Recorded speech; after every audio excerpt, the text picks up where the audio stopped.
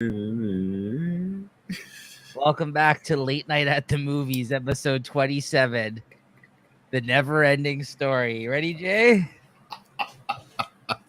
Let's do it. All right. It's your jam.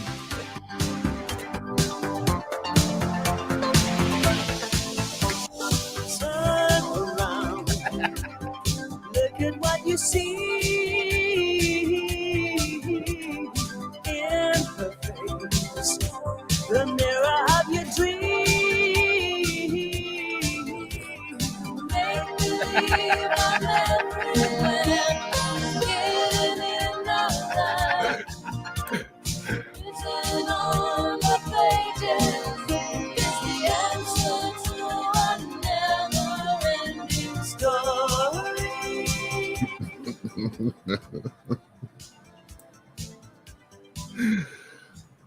Oh my God.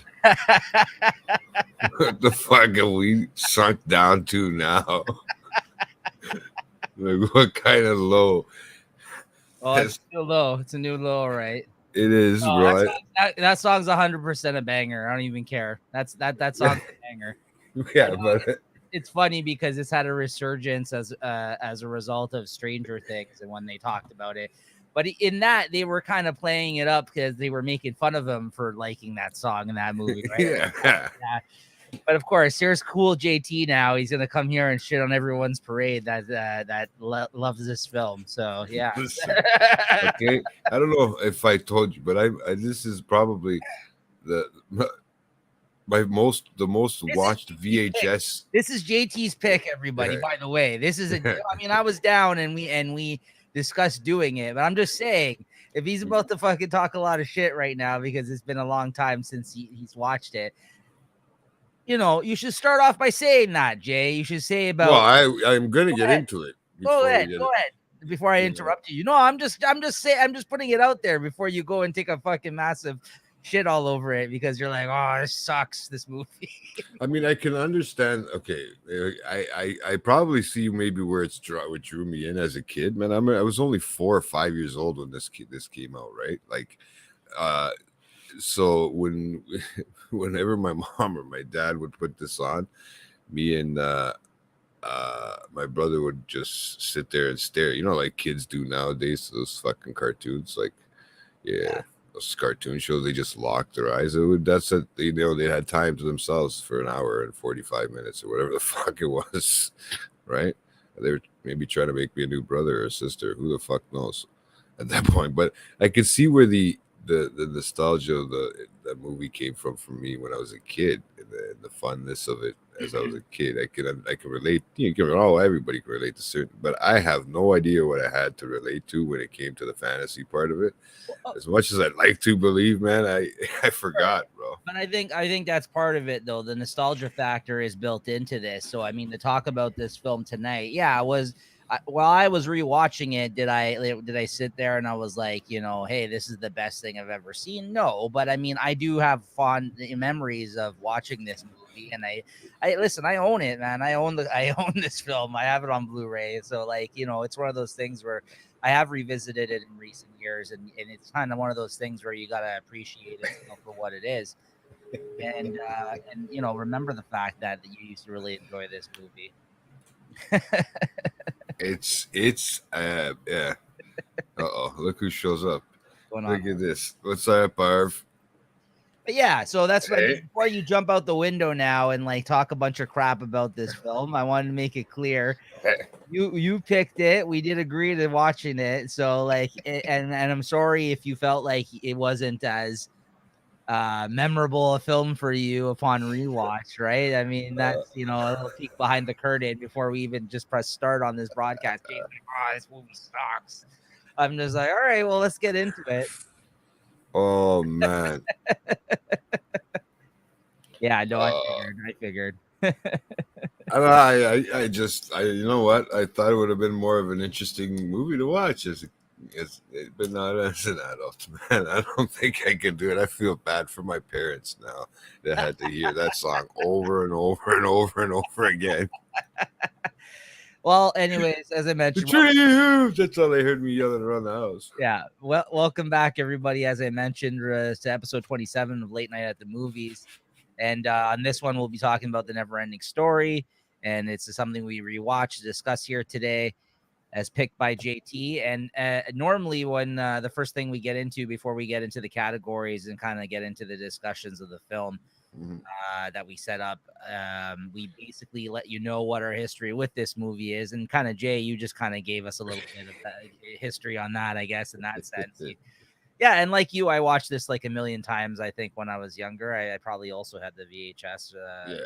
We owned it. I'm pretty sure it was VHS. It was on everything. Yeah, I was about to say it's the only form you could really own it on, other than watching it on TV, I guess, at some point along the way. But yeah, no. So I used to watch this a lot when I was younger as well, and obviously, like I mentioned, it's got a recent resurgence, and as a due to Stranger Things, it was an ongoing joke in the last couple of seasons of that with him, that girl, that kid really likes, that always helps their crew out, the really nerdy one, right? They sang that song to each other, the NeverEnding Story intro song that we heard at the start of the episode here. So I think it's good because like I think that's really cool that they gave reference to that film, as they did a lot of things from the 80s. This is an 80s film. And I think, right off the bat, at least for me, like I said, like that is my memory of having watched this a lot when I was younger. You got to appreciate, though, Jay, the fact that this is like a lot of puppets and stuff like that. This is before CGI. There are some really still cool visuals to this film, man. I don't even care. Like I'm a sucker for the people that dressed up in costumes. I like this kind of stuff, the puppets, like the weird looking creature people that show up in costumes during that one scene. We'll get into it, but it's cool. Like I do like that aspect about this movie. I mean, I think it's still funny to see that, you know what I mean? Like, yeah, I think you can't really, that's what I mean. I think some of the scenes and stuff like that, we're not going to get too deep into them today. Obviously, because this isn't a film that can be analyzed all so much. I feel like it is what it is. Yeah. And what you'll remember, what you really enjoyed from when you were a kid, right? Oh yeah, that's the thing, right? Oh yeah, this is true. He actually just died, the director of this film, last month. I was gonna say I seen the name, the Wolfgang, right? Right. Yeah, he actually died last month, August, I think, August 12th. Oh wow, eh? There you go. Like 80? Very recent. Yeah, so he was up there. 81. Yeah. So yeah, there were some interesting facts about this film when I was looking it up, and you had a chance to look it up. I didn't really want to. Hence our new category here, the check your stats category. That was one of the things I actually came across while looking this up. Pulling up some of the information on this film was the fact that he just recently died. Yeah, he has some good films. I don't even know what he's got. I'm not as familiar with his output as probably maybe Arvis here, but I was looking up his stuff on IMDb here. He's got quite a few. Air Force One with Harrison Ford, he did that. Outbreak. Yeah, Outbreak was a pretty popular one. Troy. I mean, those are the ones that I've seen. Yeah. Anyways, and then I guess he did a lot of German. Perfect Storm. There's all kinds. Prior to, yeah. Perfect Storm there? Oh yeah, that's a big one. Yeah, I missed that. I just skipped right past that one. Yeah. So there you go.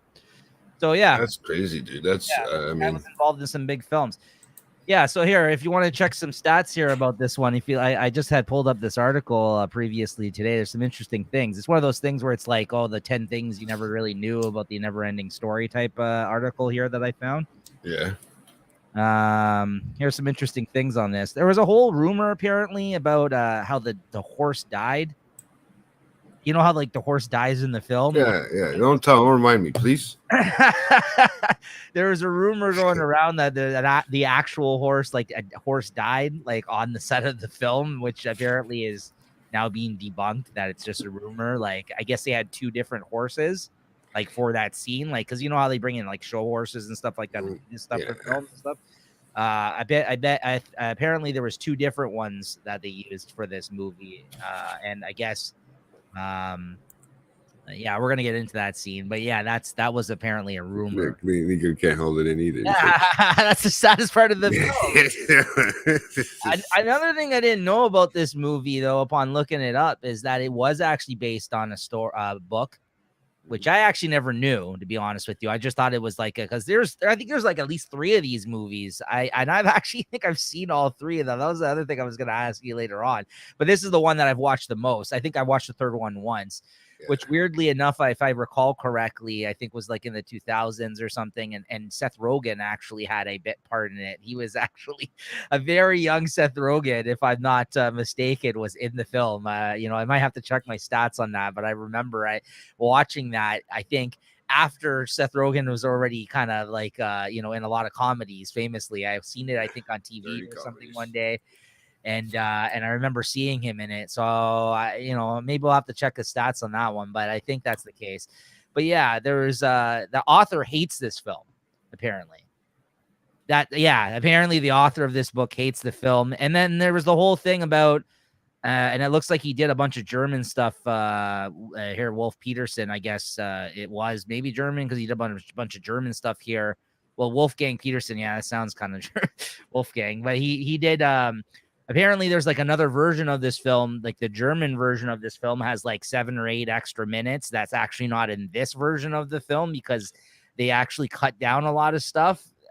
Steven Spielberg helped the director kind of like with some notes, and I guess he cut down some stuff to kind of bring it to the audience here. But I guess there's a German version, which is the extended cut of the NeverEnding Story, Jay.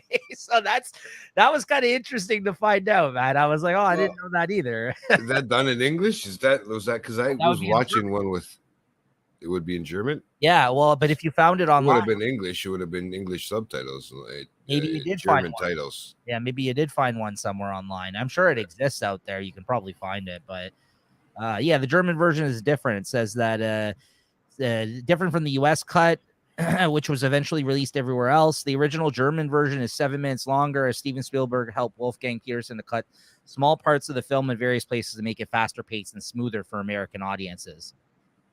So there you go. And the cool thing I found out too about that is that the actual necklace from this movie, whatever the hell it's called, a rune or whatever, a rune prop medallion.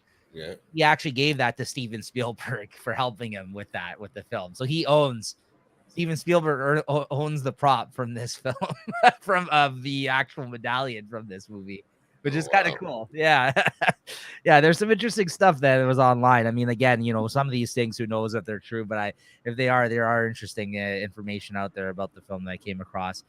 And apparently this was the most expensive film to be made outside of the United States or the Soviet Union at this time when they came out upon release in 1984, I think it was. Yeah, 84. Additionally, the film took 4 times longer to finish than they had anticipated because they originally planned to shoot it all within 3 months, but it ended up taking a year.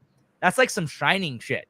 I remember like the Shining, when we did the Shining, we found out, that took them like more than a year to do because of, I guess the craziness of that production, right? Like everything that they were constantly doing and making and changing on the film and everything else, and the director, right? So that's interesting to know because, like, as you can see in this, the actual, like, some of these puppets, man, are insane. Like the actual detail and the work that they put Falcor, into the luck dragon there, that thing took 25 people apparently to move it, like its facial expressions and stuff at one point. 25 puppeteers, Jay. That's, you know what I mean? So I came across some interesting facts where I'm like, I kind of appreciate it a little bit more. You know what I mean? Like that's what I mean. So then upon looking up, checking my stats on some of this stuff, I was like, that's kind of interesting. Because I was trying to look up the fact of whether or not this was Jim Henson Productions, because I always assumed it was, because Labyrinth is, all the other things around that time that were like this, that were Jim Henson, right? This apparently is not. Okay, no way. I think they worked on the third film. They did some stuff, I found out, but not on this one. I guess he had his own team, or I don't know if it's but yeah, I guess he had like a team of other puppeteers that I guess worked on this one, but it wasn't a Jim Henson workshop thing. No, No, No, it doesn't say anything about him. I I saw looked. I fucking was. I Germans. couldn't find anything on it. I mean, if you found something on it, let me know. But I couldn't find anything on him. I searched for it. Because but again, when did Labyrinth come out? 80. I don't fucking know. It's Maybe right they here. were working on Sure. that, or I don't know, because it seems crazy that that this wouldn't be a film that they. 86. Okay, I don't know. I find that weird that wasn't one of. I'm sure maybe people that worked on this maybe went to work for Jim Henson. I'm not sure, but I think that it would be odd if there was no crossover. You know what I mean? Like it's kind of Yeah. like I felt like Jim Henson was the only game in town when it came to that kind of shit, right? So I mean, like, and I obviously not. Apparently not. But I There's mean, other he puppets. looked like he was the better than most of them, if that was the case. Yeah, yeah. So I mean, I find it crazy that they have all these crazy big puppet like if you look online and you look at the pictures of some of these things, like they actually are like big. Like that Falcor thing's really large and long, and like and the actual rock guy is like a bit like that turtle. They're Yeah. actually big, like actual life size kind of structures that they shot for this. Yeah. Obviously, that's what I mean. It was kind of freaky, bro. It was kind of scary. Even looking at it now, at this point, I'm like, what kid would watch this shit? I know it's kind of weird at times and like dark, but that's kind of like Labyrinth too, though. You know what I mean? Like and Dark Crystal and that shit, like that time, right? Like that's kind of those are all a little kind of weird and dark and odd, right? Like, and so is this one. Like, there's some weird shit in this film, man. Like, And by the time they hit this part 2 in 90, it was a lot different. I remember, if I remember correctly. Right, I forgot how old I am. Yeah. Fuck, man, watching this movie. Yeah.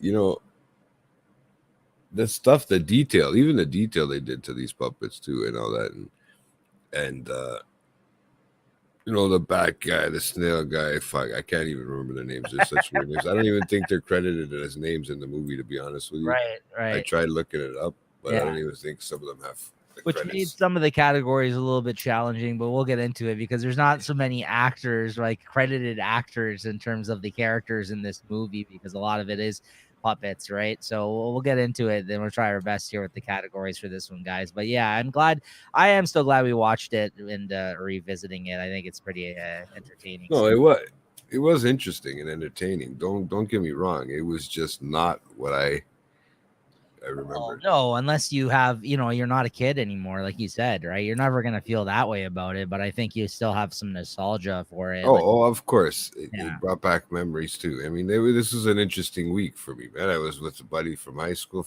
that I hadn't seen in so long, and now NeverEnding Story. This is reminding me too much of my childhood, so I'm having flashbacks. Mm-hmm. Right? It's at the end of the day, that's what it feels like right now, right? It's like, wow.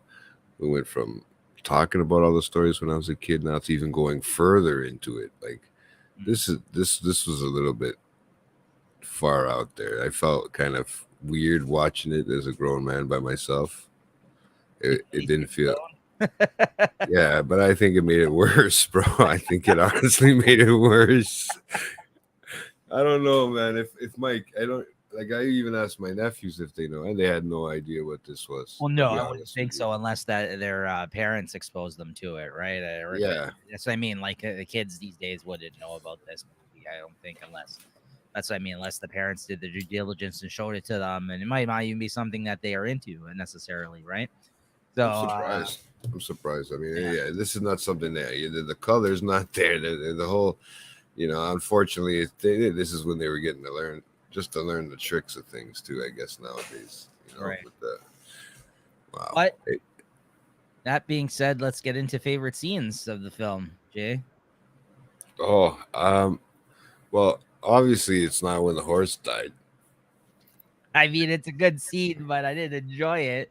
Even rewatching it, man, it was sad. That. No, I don't want to see the poor horse couldn't move, man. It didn't look like.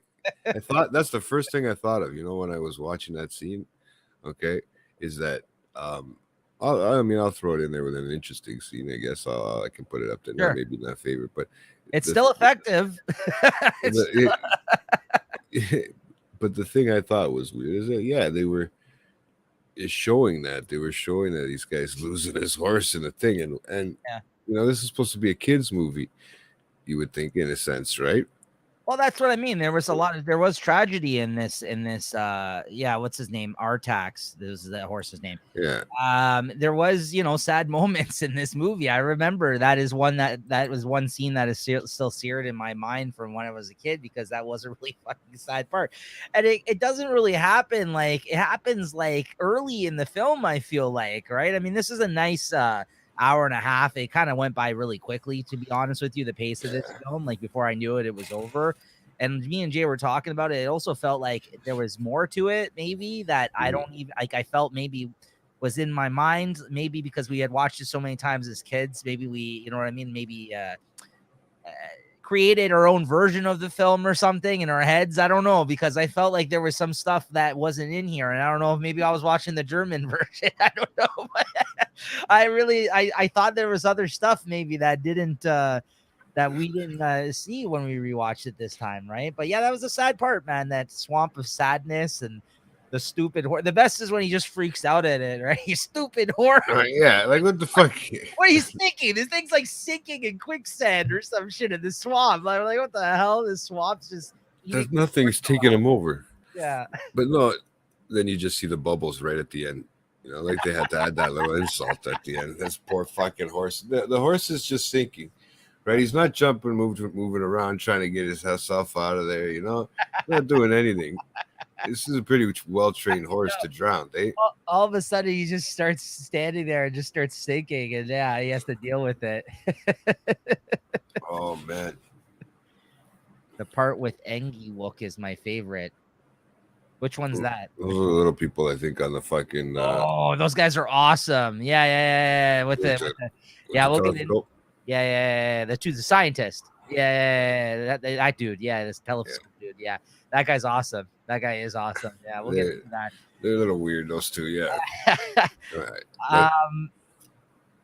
Yeah. I think that's who it was, if I'm not mistaken. One of my first favorite parts upon rewatching this was the whole thing about him when he actually does go to that bookstore. He's getting chased by bullies, and he sneaks into the bookshop, not knowing where he's going. He's just kind of just going in there to hide from them as they run by him right after they stick him in a garbage.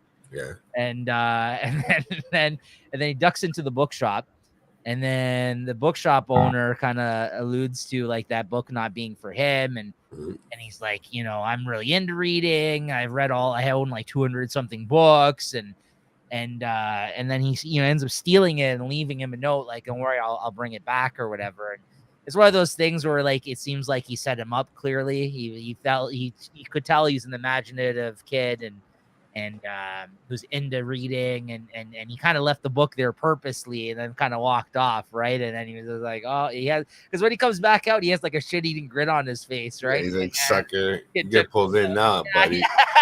Exactly. I didn't want this crap here anymore. I told him it wasn't for fucking, for his eyes or whatever. Yeah, the gnomes. Yeah, right before the sphinxes. Yes. Yeah, that was awesome. And then he ends up taking the book, and he goes to school, and he's got a secret hiding spot, bro. Like, what is going on with that? Like, which, I mean, we're gonna get into it after because it hits another category. But why the fuck is there an attic like that in the school? And how do you have access to it?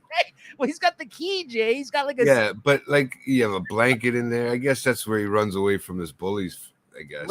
Right. But isn't that so cool? Like, I still remember that as a kid. I could picture you being that guy. I loved reading. No, I really was. Like, I did. And hiding from people like me that would have kicked your ass. I wasn't so much bullied though, even then. Like, no, I don't. But I also had to use like humor tactics. You know what I mean? Like, that was the move. That was the move about not getting beat up though. Right? So you had to be funny. If you weren't funny, you're gonna get your ass kicked, right? Because I certainly wasn't cool at certain points. So that's why you started rapping. There you go. Yeah, that's why I started my rap career. No. Thanks for trade.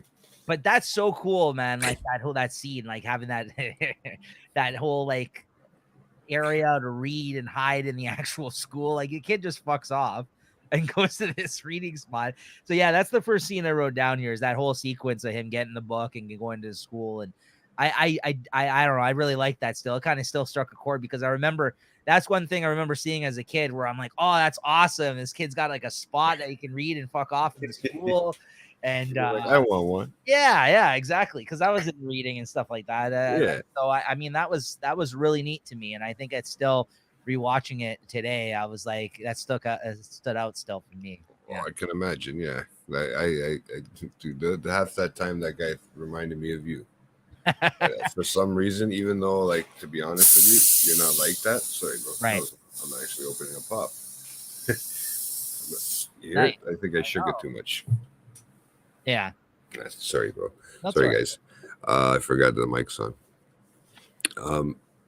Yeah, no, that kept giving me flat. Like, I kept thinking, oh, like, this could be Nico. This could be Nico.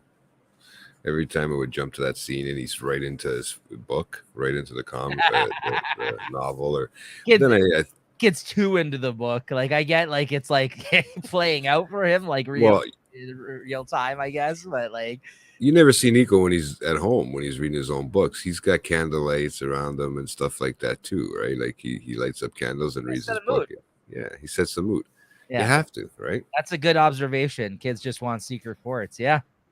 Tree houses, whether it be the tree house or a fort. Yeah, no, that's what I mean. I think that's a really cool aspect of the movie. Like I thought that they and you know, then I started thinking about all the movies that kind of are focused a little bit on reading, or people that like to read back when we were younger like this, right? There's other movies too that are focused on that kind of theme, right? So I think that while it's not the main, I mean, it's a theme in this film. I don't think it's the main, like the main. No, well, it's not at all. I think it's one of those things where they do talk about the escapism that books can bring, which is, I think, any person that enjoys reading still to this day, I think that's definitely part of it.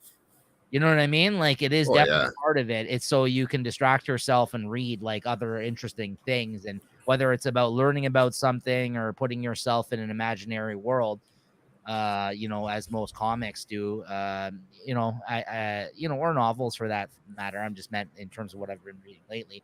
That's kind of what it's, that is part of it, right? Oh yeah, there is a whole nostalgia factor. There's a whole, you know, interesting part of running away and getting away to your own place, I guess, if you did read.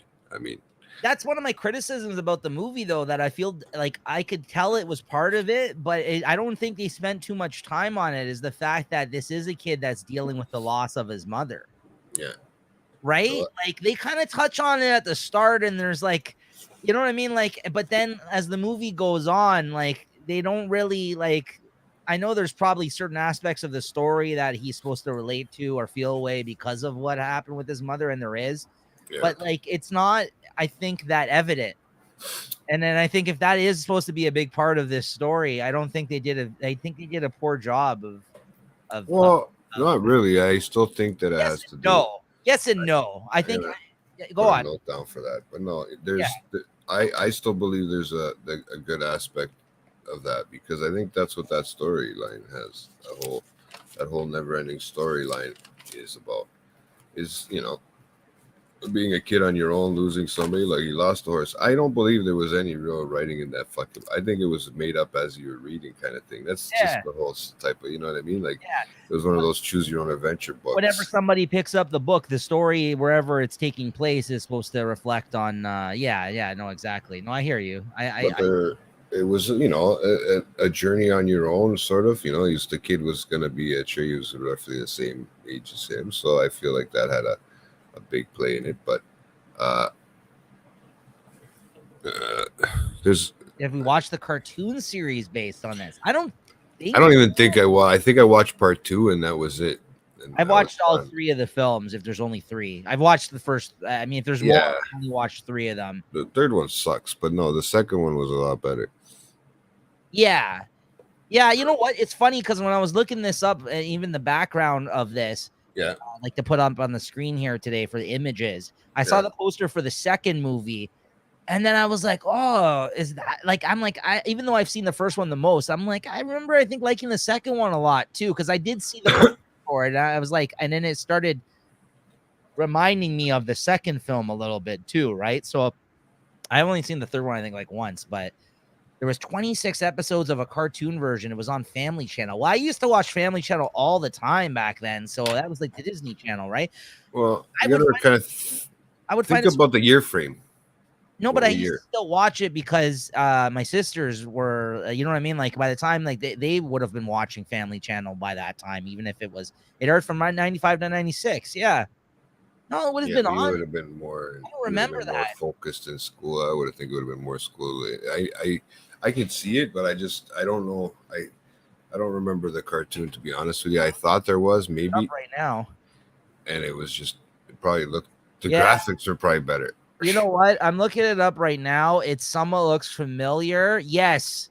There's this weird tree guy that I know that's with him here. Yes, I do remember this. I don't feel like I watched it religiously or anything like that, but I But probably wasn't it more like for kids? Kids? was good. Oh yeah. Yeah, it was good too. Yeah, yeah, for sure. If it was not, if it was on the Family Channel at that time, yeah, it was definitely for kids. And I think that Yeah. yeah, I do remember this. Yeah, because the main thing I'm looking at right now is there's a tree character that I do recall from this cartoon. Oh, nice callback there, though, Julie. I completely forgot about this. I don't feel like I watched it that much, but I do remember this tree guy, so I definitely have seen it on TV or I'm aware of it.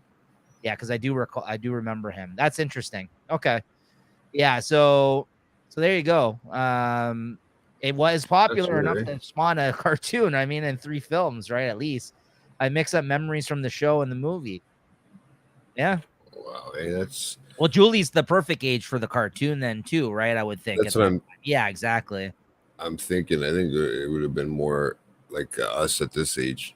Well, maybe not. Where I was only 3 at this age. Well, I would have But, been like 9 when this cartoon came out, right? So I mean, well, no, I'm saying about the movie itself. I think it would have been 3 or 4. I Man. wasn't even fucking born yet when the movie Yeah, came out. Yeah, but I watched it at a very early age. But yeah. that was something that went on, and parents had it. They had their own copy of it too. I guess I don't know why. I guess it was just something to have. People own the VHSs and stuff. Yeah, It well, wasn't a big thing like at Disney. one of the earliest VHSs I remember owning too that I used to watch a million times back then was Raiders of the Lost Ark, the Indiana Jones film. That was one of the earliest, I think, VHSs too that became the thing, right? Back then when they first were doing VHSs. Because people forget that I'm actually listening to a podcast now that Quentin Tarantino has started with his buddy and I guess guy who also has worked on films with him and in Hollywood, and the guy that he used to work at the video store he used to work at, Video Archives or something like that, when he was younger. Like, because Yeah. Quentin Tarantino famously worked at a video store, Video Archives. I think it was in Hollywood or something like that, and he or California, yeah, wherever, somewhere like that. And before he was a director, right? So when the store, I guess, went away years ago, he bought apparently all of the old tapes from their actual like collection. He bought all of the stock from. So now what they're doing is revisiting old films that would have been around on VHS or on whatever like format during the time that they worked at that store. Like that's the rule of like basically they're rewatching only films that they had in their inventory while they worked there that Quentin Tarantino now owns and actually has a spot in his house where he's recreated it to look like the old video archives. It's kind of insane, but I love that he's that much of a geek for the thing that he actually does, right? I really kind of respect that he works in movies and he loves movies so much that that's something that he Might as well. yeah, and he has the money too, right? So whatever, but he's got like I think only a few episodes out so far of this Video Archives podcast. It's actually really good though. So shout out to that. I've started listening to it. Mhm. And they kind of do deep dive conversations on a couple of films each episode, right? But I said that to say at the end of every film discussion that they have, they actually mention how much they paid for a VHS of the film at that time to redistribute at the video store. And it's always something crazy like, 80 something dollars or 100 something dollars because back then, like if you wanted to purchase it for doing that kind of thing as a business, that's how much you had to pay as a retailer, right? It's something like that was like an insane amount.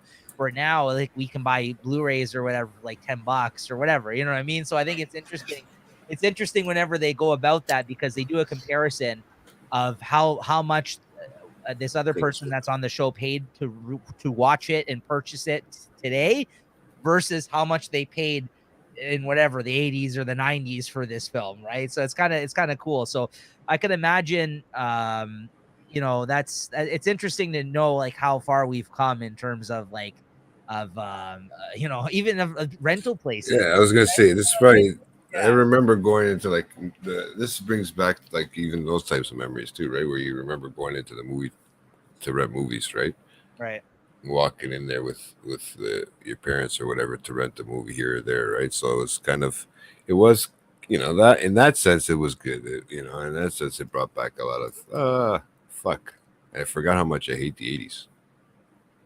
To be honest with you, when it comes to movies. I mean, there's some good movies. Don't get me wrong, but I just never liked the screenplays. You hate the 80s, Jay? All right, well, stay tuned to the pick at the end of this episode, guys. I mean, like the times, you know what I mean? Just the way the movies, the way the color came out on them. That I don't know. It just seems so awkward to what we're watching nowadays. I don't know if we become so. Maybe it's spoiled too, right? Yeah. In that sense, right? With the technology and stuff like that we have. So yeah. What else you got in terms of scenes there, Jay? Oh, when the rock guy, what's his name, comes in. I forget his name. I wrote it down. Rock biter dude, the rock biter, yeah. He's another guy that didn't get credited. I think he was just a big puppet or whatever. He didn't get credited. Yeah, he's a puppet. Yeah. But he didn't get credited. That's what I'm saying. Like it was uncredited or whatever. But yeah, when he says he takes a chunk of right in the beginning, right when he first runs into those weird little what the hell are they? Right in the beginning. Yeah, little guys. He sees those like rare fucking weird names. He rolls up on the snail, the snail, yeah, racist. And the dude that has the bat, and they're like camped out in the woods or something, and then he rolls up on his weird scooter. Yeah, I don't even know what it is. Yeah, it's a little push scooter that he has. Yeah, that kids used to have, right? With he like rolls in on that. Maybe that's another reason why. I mean, I had one of those fucking big wheels too, right? Who knows? Those little, the one in the front and the two. Yeah. That's what it is. I mean, that's pretty much what it is that he rolls in on, right? I mean, I mean, honestly, I see what it is, but I didn't even think about it, to be honest with you, because you don't see it as clearly in this one. You might, I'm pretty sure you see it a lot better in part 2. The graphics, 6 years later, a little bit different. The puppetry was probably a lot more easier to do. But it was, I honestly believe, to be that part was probably when he takes a bite of the rock, because they have no more rocks, and he says, "Oh, this is a fine rock, yeah." Yeah, must be a vintage year, rare, delicious rocks. Yeah. That part's awesome. No, that's one of my next one that I wrote down. But you're just wondering where he's coming from. Like you're seeing all this stuff, and all of a sudden you see this thing out of nowhere. I'm wondering how at that age it didn't scare the shit out of me. I'll be honest with you, right? Yeah, a big rock guy, is. I mean, he's not the most. Sure. Yeah, he's not the most. Looking at him, he's not the most. See, I guess his talk helped. There's something right now, Jay, that I just remembered. It must be the second film. He has a kid. Yeah. Is that in the second movie? See, because I was looking for that. I feel like in this one. And then right now when I was even looking up the pictures for the cartoon that Julie was telling us about, because I couldn't remember it, I could see an animation of him too. Yeah, so the him with the kid, that was in the second movie. Then see, for whatever reason, I they're thought very similar. No, I know they're very similar. I mean, but like I guess I was thinking about that a little bit upon this rewatch of the first film, because like at one point I'm like, does this guy have kids? Yeah, I'm like, I saw it or something. I think he had a kid, right? Because he's got a family in the second movie or something, doesn't he? Like he's got a kid family, yeah. He's got a kid. No, it's pretty much the same people in that second movie. It's just the kid is different, right? Yeah, he's like reading the book. He has like a baby rock person in the second one. Yeah. It's on like a little tricycle. Then that's what he's on, like a little tricycle, right? It's fucking weird, and it's boulder wheels. Like, this is the first time you're like, oh my god, this is how they used to make the wheel out of rocks. Uh-oh. Goats are in the house. Watch out! This is his favorite movie. You don't even know. No, Yeah, but come on, like tell him, Dick. let's give it up though for how cool that puppet is, though. That rock guy, man, the rock fighter guy, that's pretty awesome. Still, You I don't know, even care. That guy's and you're pretty awesome. I was watching this. I was like, that guy's the best. I'm like, and it leaves a lot of room for error too. Just the design too of the face. Like, I mean, they were pretty fucking detailed though. I was trying to pause it and stuff just to see, you know, like what am I seeing here? I wanted to see the scenes. Like, I wanted to see how the art and stuff and the way they did it, and they were pretty detailed. yeah. Yeah, no, it's very cool. I think they did a really great job of him. Like that's one of the coolest creatures. But I mean, like even when he rolls in, like you're being introduced to this whole world for the first time, and you're already seeing the snail and the bat and the guy that talks shit to the bat, like Like, it doesn't stop right away. Like, it just right away hits you with it all. As soon as you start reading the book. I know. That's what I mean. It is very imaginative right from the start. I think, man, it was really cool that part, and yeah. And then from there, you know, they start talking about that whole thing with the nothing. Basically, the story as he's reading it, it's explaining this thing that there's this thing that's basically erasing consuming Fantasia, right?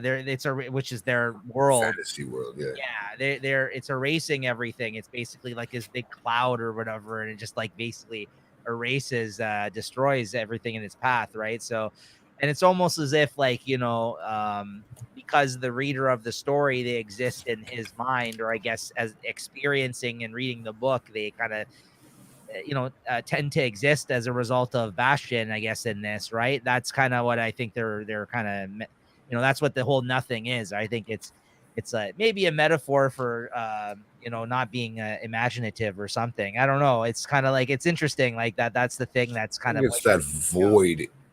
Yeah, the reader. Yeah. You know, in that sense, right? I feel like that, right? It's like that void in the reader, like because I started really the darkness worst in his life, you know what I mean, or like the way he feels, like anger towards stuff, you know what I mean? I don't know, or like the fact that right, this guy, I can imagine you getting so confused too. You get confused on tying your shoe.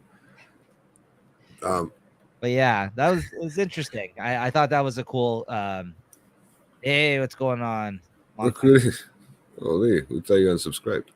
we thought Nico might have scared you off or something. Yeah, going on, man. Yeah, so that part's really cool, and I really liked. From there, that's when they all decide that they're going to go to the Empress's castle there, and that scene where you see all the weird people standing around, all these people in weird costumes, and like it's ridiculous, man. Take a moment to just see all the weird. Just focus, just try to sit there and focus. and I don't know again if this is true, but this was brought up in my fact finding mission here for this film on looking stuff up. In that scene, apparently, I guess they said this may have been added in digitally to the movie after the fact, and maybe not originally, but they said during the first scene inside the ivory tower, eagle-eyed viewers, I guess there's a scene where they pan back, Jay, where you can't really, it's not close up where they start showing you all the creatures, but from far away, they say that there's many hidden known characters from other media at that time among the Fantasians. Characters that appeared are Yoda, Gumby, Chewbacca, Mickey Mouse, 2 Ewoks, C-3PO, and E.T. Is it the one where the guy's talking in Fantasia and that part where the Empress? It's when they actually they go to the tower, like where the Empress is, when they go there and they have that council meeting of all the people from Fantasia, like, when they're all talking and there's those weird big head people that are like, I don't know, big heads, and there's some with like 4 faces. She's got faces and like on her sides of her face. I think it's this one here. Check it out. I think it's this one. I was just looking at it. This is the one, but you just can't see it. But they're all here. Yes, this scene. I mean, that could be Yoda right there with the ears right there, and maybe his back is. But But they're trying to say it's not even in this frame of the film. I think they're saying when you first go there's an even farther back still shot, like I guess that's farther back, And this is this is what it says online. And I mean, and those are all characters at that time that were around. He did have a relationship with Steven Spielberg, so that would explain the fact about the ET being there in the background, right? So yeah, maybe. I mean, it's very possible, right? Yeah, I want to see that too. That's why I'm like, is there any photos like the photo I'm looking at right now from the article? It's literally pointing to some of the characters, and all we're getting is their backs. So I don't know what the case is, that if this is true or not, but it does kind of look like the Ewoks. Yeah, and there is the Mickey Mouse. You see the silhouette of the ears. Yeah. That's I didn't know that. This is not something I've ever noticed while watching it. I feel like though, this is just something I saw. Yeah. I never even took that into an account. Like, I mean, I could see that. I mean, I could see that whole style of the characters that they're using too. I mean, it's that whole type of costume, right? Blame Neeks for not telling me you went back to the live show again. Dude, we had shows throughout the summer and half of them were live. So I'm not sure what, the ones that aired live, there was ones that were live. And we made a post for it the other day. Yeah, where you been? Where you been, man? Yeah, if you I can't defend you on that one. If you actually tuned in, you would know that. Yeah. So, not like over here. He knows everything that's going on. Exactly. He'll tell you when we stop doing the live. Yeah, he's got the schedule. Yeah, no, for sure. I bet it was. No, this is yeah. So what I still got another scene. I mean, I still like seeing that the part of the father raising the fucking kid, because that was back in that 80s. I don't think that kind of shit happened. You would see mostly, unless the fucking mother passed away or something like that, mostly be the mother that'd be taking care of you. I don't know. I just found that to be a really really well played scene and part of the book, and I think a well played part of the movie, and it maybe played well to the meaning of the whole story and behind it. So I can see how that could have related. Yeah, in a sense, you know what I mean? Yeah. But I like that whole scene, the opening scene. Yeah. Well, no, not where he's trying to eat breakfast and blah blah blah, and the father's trying to get him ready to go while he's getting ready to go to work and blah blah. That whole intro scene there with the father. The only guy I really actually remembered from somewhere in the movie, though. Yeah. No, to be honest with you, but I looked at his profile. He's the only noticeable person still to this day. Yeah, as an actor. Yeah. So I don't know. I have comments on that scene, but I'll save them for later because that was maybe off the air comments. We start talking about parents. It's like, all right, time to get off the air, guys. This is what fucking 80s movies does to us, man. Yeah. It brings us back to shit times. The other scene I put here was based when Falcor, the dragon dog guy there, the luck dragon, saves Atreyu from the wolf. Bro, and he swoops that's my favorite character still in the whole movie is him. That guy, as much as cool as the rock biter guy is, and honestly, like, he's probably a close second. Yeah. Falcor's the best still. When I rewatching this, I was like, yeah, Falcor's the shit. Like that guy, the puppet, the character, just his voice is ridiculous. No, that voice is scary. Now that I'm a fucking old man. Oh, I'm aware it is, bro. That whole thing at the end, that's jumping ahead. That's another scene that, I mean, I love it because it made me laugh, bro. But that scene at the end when he's fucking scaring the bullies is hilarious. It's the most hilarious. He's like, come here, Trey. But no, when he's talking to him, it's like, fans, man. This guy's swooping. Come here and scratch behind my ear. Yeah, like, bro, yeah. It was he was scary. Yeah. You know what the voice reminded me of? I don't know. I just now that you're saying it, the voice kind of reminds me of it. Just you're gonna hit something. Yeah. That voice reminded me of the older snowman from fucking Frosty. Was it Frosty the Snowman? The Crossing? Yeah. Or is it Happy birthday? Yeah. Those Rudolph, like very bellowing voice. Yeah. No, I hear what you're saying. Yeah. Maybe it's the same voice actor. What do we know? Maybe I might have to check our stats on that one. Well, there was 8 people inside there, like you said, or whatever. Oh, there's 25 people actually do the puppeteering. Yeah, his voice is awesome, but he scares the shit. Like, I mean, rightly so. They deserved it, those kids. But it's just funny because that last scene is so funny. because he's so like his voice is so jokes, like how bellowing it is and like kind of scary sounding. Like Oh man, I don't the know, maybe scene itself is just crazy. I mean, there's some scenes in here where it's like, thank God we have CGI nowadays. yeah, but there I'm was watching dragons on other shows. They look a lot nicer and cooler than yeah, this one. of course you can actually clean up the This one actually looks fucking scary, to be honest with you. I'm like thinking to myself, how did I ever watch it? He's with like fish skin. What the fuck was that? anything else you have for in terms of scenes? But yeah, the Falcor scenes like that. I could talk about each scene like probably all night long here. Very true. only got one more. I mean, I could throw it out there, but Yeah, go ahead. got one. Again, it's the introduction of those scientist people, the gnomes, and the Sphinx.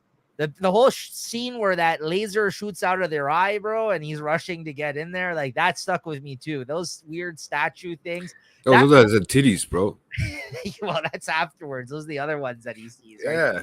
Ones. What the hell? That's the other ones that it was very. Maybe that's why I watched this fucking show when I was a kid. I was going through puberty, maybe. Those sphinxes, though, man, when that shoot out the lasers and you see that whole scene where the guy's trying to, like, I don't know, like the guy in the armor, like, comes in and he gets shot off the horse and killed right away and he doesn't make it. And then you see Atreyu's got to go and run for it. And that whole scene, yeah, that's classic, man. Those again, those statues and the fact that that was a scary part for me when I was a kid. That was a kind of intimidating, like weird, kind of scary moment. That one too. Like you said, there was some stuff, and this is after the horse.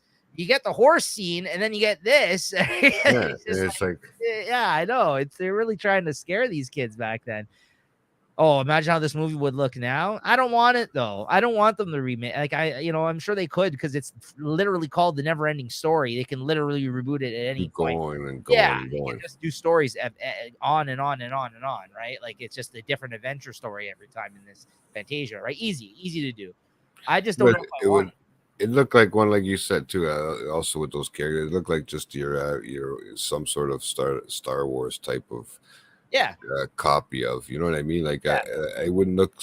I don't know. You could play the characters well, and you probably have somebody like fucking the guy that played the rocker on Stranger Things playing Atreyu on the horse, like with his long hair and shit, But I don't see. You're not far off. No, you're not far off. I agree. No. That is, if they had to rebrand it for today, that is that you said you would get somebody like that actor that's popular in geek culture right now playing that guy. Or absolutely. Yeah.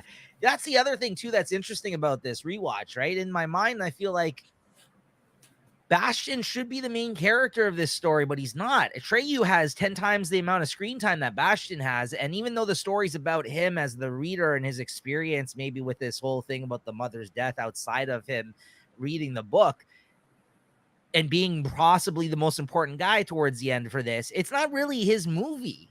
It's Atreyu's movie, right? It's kind of odd, right? Like the character, like it's Atreyu based. It's Atreyu's movie. It's basically like him in the book. Him reading the book. Yeah, it's so weird how it works because he does come as the top credit, right? Right. Yeah. No, but I felt like watching the movie, like I guess you don't realize how little screen time he actually has in between. Like he has a few scenes scattered throughout, but it's like basically the narrator, really. Yeah, kinda. I mean, that's what we have to see the story like through his eyes. Like he's the one that's reading it, right? So I get the setup. It's not something that's original. They've done that before in other things, tons of other things. But I think that it's interesting because he's not the main character, really. I mean, it's the kid who played Atreyu that was more so, right? Yeah, and then again, I just put down the Falcor flying scene montage, which was ridiculous. That one where they started playing the music and he's flying around for like and they're going to all these different places and they just got pictures of them in the background. Yeah. Ooh. That reminds me of Flight of the Navigator, bro. When they were doing that scene like that, right over everything fast. Before, yeah. I mean, don't get me wrong. Again, I loved it, but it's one of those things where you're watching it, and I love a good montage, but it was just so cheesy and at the end of the day, it was like fucking weird. He's flying around on that thing, man. Yeah, and they're just going to like different places all over the world or whatever. I mean, if it was the first of its kind in the sense of this movie, I mean, I'm not that was hating the on it. CGI. No, I mean, they had a pretty good. I wrote it down. I love the scene. It was They just funny. spent a lot of money on this movie to make it. I told you that in my Yeah. facts. It was the most expensive Yeah, film that's crazy. at that time. Yeah, no, I know. That's what I'm saying. They had to. I don't even think it made its money back. I don't know about that. I didn't fact check that. No, I think it was only 20 million it made at the end of the day. Well, it was Worldwide sales. It's definitely, I think, more of a cult classic at this time. You know what I mean? Like it's one of those movies I think that's had longevity, pop culture, and that people like. There you go. Stranger Things just referenced it recently, right? That's what I mean. So I think it's something that's stuck. But with question. Yeah. Before Stranger Things might have said it, but where else would you have heard it? I mean, besides maybe our generation saying the NeverEnding Story fucking shit, but nothing has made as big of an impact referencing this movie in recent times than that has, in my opinion. I don't think anything has, because look what it did for that woman's career, the one that did Running Up That Hill song, right? Like that, apparently she just made like another 20 million or something from people playing it like again on over and over and over again, Julie. Yeah. Yeah. That was awesome. But yeah, no, I get it. Like, oh yeah, no, we're just. Oh yeah, I agree. I still think it's cool. That's what I mean. But you still gotta look at it in this way, sort of. I'm not sitting here, being like, oh, boo to this. Like it sucks. It's just interesting. It's interesting. What was the amount? I don't know. Do you have the actual amount there, Jay? Yeah, 25 or 27 million. There you go. Which at this time they said, from the research I saw, was the most expensive film that had made in the U.S. at that time. At that time, I mean, one was The Shining. Estimated $27 million. That's crazy. But like, look at all the people they had to put to work on the production of just even moving the puppets. Like I said, they had 25 people just for the Falcor guy, right? So I mean, then you had to put the time in to fucking make these puppets. Yes, and they're big. They're actually big. The props, like the actual puppets. If you look up pictures of it online, they're bigger. They're bigger and wider than like people. They're not the miniature things that they're filming. You know what I mean? Like, and then they, what they do. I learned about this when I seen that documentary on Elf with the movies that made us or whatever, where they talk about the forced perspective. I forgot what they call it, but it's the thing where you make something look really big in a shot, and then you make something look like it's in the foreground, like small. Like that's how they did it. The film with Elf, they made even though Will Ferrell's a tall guy and everything else, when they had him with all the people, like the actual humans that were supposed to be elves in the scene, they had to shoot him differently to make him look bigger than all of them. Like, you know what I mean? Like, which you can kind of do apparently in the way that you angle everything and like. I think it's I'm sorry, the way the cameras are angled, right? Yeah. If I'm not mistaken. They showed you how they did it, like on that Movies That Made Us. They actually show you how they set everything up. It's actually really interesting the way that they did it, right? And sometimes you just think that they made certain things smaller or bigger for the sake of the shot, right? But that's not always the case. But these things are actually big. These props, these puppets are actually big. These things. Yeah, but go do it like this in a sense compared to movies nowadays. Think of this was in '84. Think of the fucking inflation, like our last episode. Think of the inflation that would have happened. That 27 million now would be probably almost double that, I would think, by now.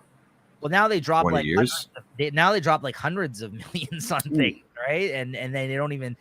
But they put more. They don't even phase them. There's so many more people to watch it. But that's not only that. I think now it's like, while this was like, who knows if this movie was going to be successful? And like Jay said, he doesn't even think they made their money back, right? No, 20 million is said worldwide. There you go.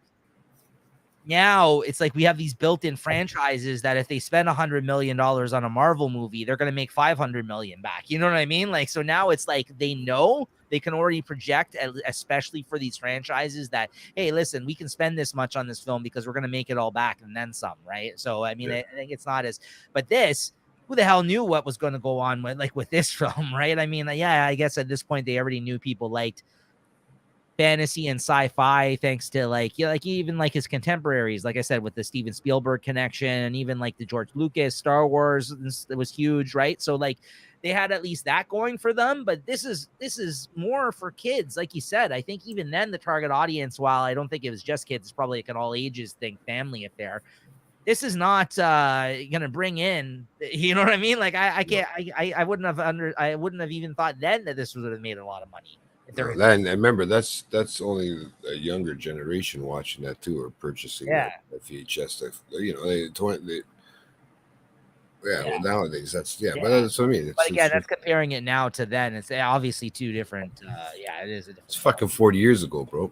I think that at one point, I guess again, when I was looking stuff up for the film, I had they were in some sort of like museum or Oh, just for sure. display or something like that at some point because they are still around. Goat. I'm sure you can find out through a simple Google search, but you can't. They are still around apparently. The puppets, at least the Falcor one is. I saw him. I saw the Rockbiter. Yeah, they bring them out for the Santa Claus parade. They look like the same sort of things, really. You know, but all right. So now, this spending an hour on favorite seeds. well, that's kind of honestly, that's The going to be whole the movie. longest discussion right there Yeah. that we have, to be quite honest with you, most likely. It's so true. Because when we get over to quotes, even right now, there's not much. I don't have very many. Yeah. I You have got any? maybe 2 or 3. I got where the hell did I have them all mixed in together? I will not die easy. I'm a warrior. What's his name? Atreyu. Oh yeah, Yeah. it says that. Near the end, right? I like here where he when he goes to the bookstore the first time and he's like, "Get out of here! I don't like kids." He's like, "You hear what I said, boy?" When he comes into the store, that he's like, if this isn't for verbatim, I apologize, but he basically says, "Video Arcade is down the street. Here we sell small rectangular objects called books. They require attention and don't beep beep beep beep beep or like do those beep noises." Like he does some sort of like beep fucking sounds because he's making fun of the kid thinking that he accidentally came into the bookstore and like what does he know about books and what does he know about this kind of shit, and that's when he kind of surprised him and he said the fact that he is into all the he owns like 100, or what does he say, like 200 something books or whatever, and You sure that wasn't you, dude? Like Barrett Oliver? Are you sure that's not a disguise name for Nico de Silva? But yeah, that part, I like that quote because that guy's so crotchety, that guy, and how he just assumes that he's like every other snot-nosed kid that maybe probably comes in there, gives him a hard time, and he proves him otherwise, and that's the whole reason he gave him that book, right? Is to experience that for himself, right? Yeah. Which again, if you look through it through today's eyes, there's definitely some pervert type stuff that could have easily went down in that scene, but I don't want to upset anybody and ruin the film for you. Watching it as an adult, there's a lot of that stuff going on. I'm wondering how the fuck did our parents let us watch this shit? No, but it was a different time then, Jay. It really was. I know. It was a different time. People, you didn't have to worry about them, I feel, as much, man. or it was still developing, where it was like, we didn't really know about these things, right? Because look at the kid. The guy, like, it looks like he's in New York City in this, right? Is that confirmed? Do they say that? I don't remember where they say he is, but yeah, he's in a big city. New York. I mean, this kid's walking around downtown New York by himself in the 80s. Yeah. Right, so I mean that's kind of interesting too. In itself, right? Yeah, exactly. Yeah, in itself, because no. Yeah, that is interesting. Yeah, absolutely. What else? You got anything else? For favorite quotes, what else I got here? What's his name had a good quote or whatever you call it. I think it was I always forget this rock guy's name. I just call him the rock guy. He's got a weird name. Yeah. Right, but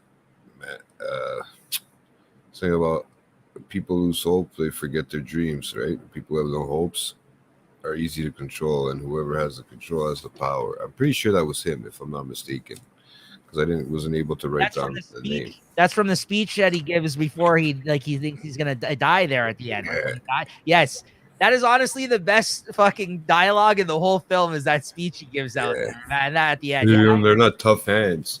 Yeah. And he looks at them and like half of them aren't even rock anymore. Like you can start to see his palms kind of in it. It's weird, right? Like it kind of looks like a human hand sort of almost, right? Because some of the rock has been torn apart. And this is right after he lost his friends to the nothing, right? He lost the snail guy and the bat dude, right? I think he was saying, right, to the nothingness.